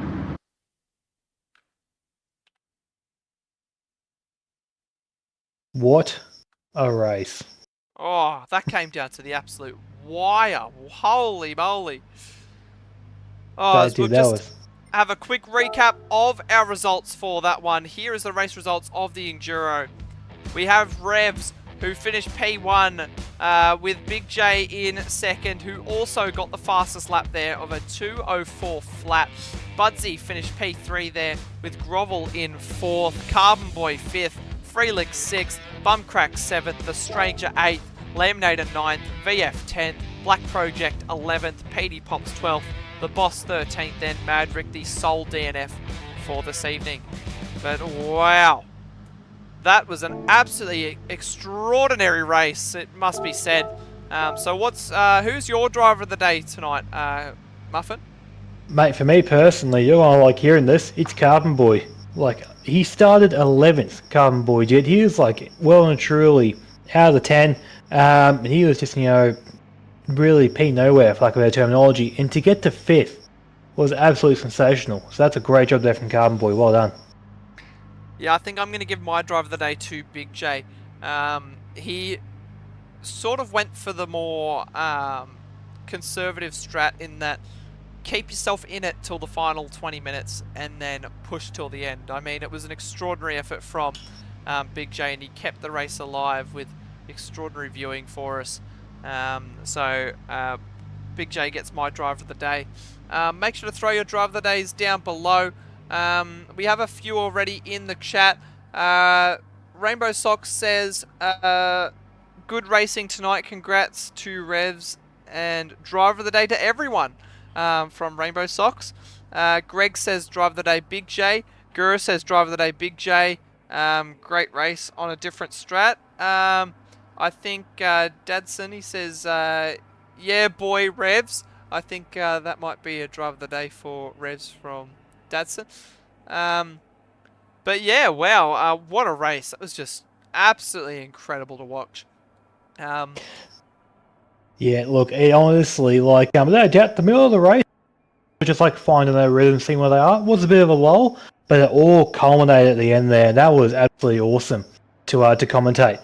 Like, seeing the bunch of cars just all sort of very close together, and like, you know, after 2 hours of racing, to have the top 3 cars essentially separate by, 2 seconds at one point there. Eventually it did sort of spread out to about 6 or so, but to have it that close with 10 minutes to go was just awesome. Yeah. Oh, you love to see it. That was an extraordinary race, and it's just exactly what endurance racing is all about. All the different strategies culminating at the end, and that's why we love to do this. But yeah, thanks for everybody for coming out tonight and supporting the stream. It was a great viewing. I absolutely enjoyed it, thoroughly enjoyed it. I think Muffin thoroughly enjoyed it. Loves the alternate strat. I did. I do. I love the alternate strat. It's a shame I didn't see any 4-stoppers in the field, I believe. So I'm a bit sort of peeved about that. But look, it's okay. I'll do the honours, and I'll make it done next week when I'm on track myself. Thanks, Muffin. So, as Muffin said, next week we do have, we're doing it all again. We've got the Category 1B Enduro, the first of our Category 1 races. And same thing, we just do it all again, 10-minute qualifying, 2-hour race. And I believe that'll be hosted by Carbonboy, which is that who joined earlier? I think I heard somebody join the voice chat. Yes, sir, it was. Yeah, it was. I'm probably cooking some scrambled eggs or something. I don't know. Carbonboy doing Carbonboy things. But yeah. The only thing cooking right now is me in this race suit. Did you pee in your race suit, or did you pee in the cup like we talked about? I did not need to pee at all, surprisingly.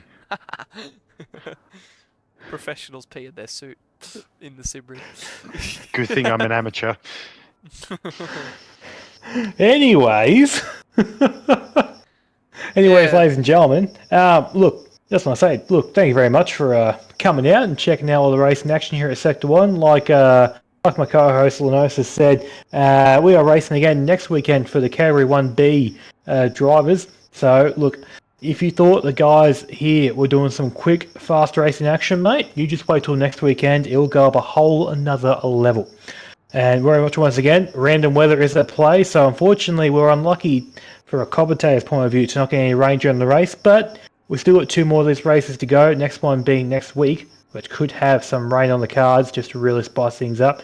Thank you very much for coming out. Don't forget to slap a like button on the video, as well as subscribe to the channel if you're not already, if you want to see of this lovely action here. And if you want to get involved yourself, jump on the Discord, come in, say good day, how you going, how's your father, and start with the community series and work our way out from there, and we'll hopefully see you on track one day. Thanks, Muffin. I think that's all we've got to talk about tonight, so yeah, better sign things off for tonight. Anything else before we say goodbye, gents? Well, look, all I can say is, mate, call me Big Kev, because I'm excited. Alright, Big Kev. That's Lenosis, Big Kev, and the late Comboxer in Carbonboy signing things off for the JSM Accounting Group Category 2A Nurburgring Enduro for Season 10. We'll catch you all next time for the Category 1B Enduro on next Sunday. So catch you all then, guys. For now, ta-ta.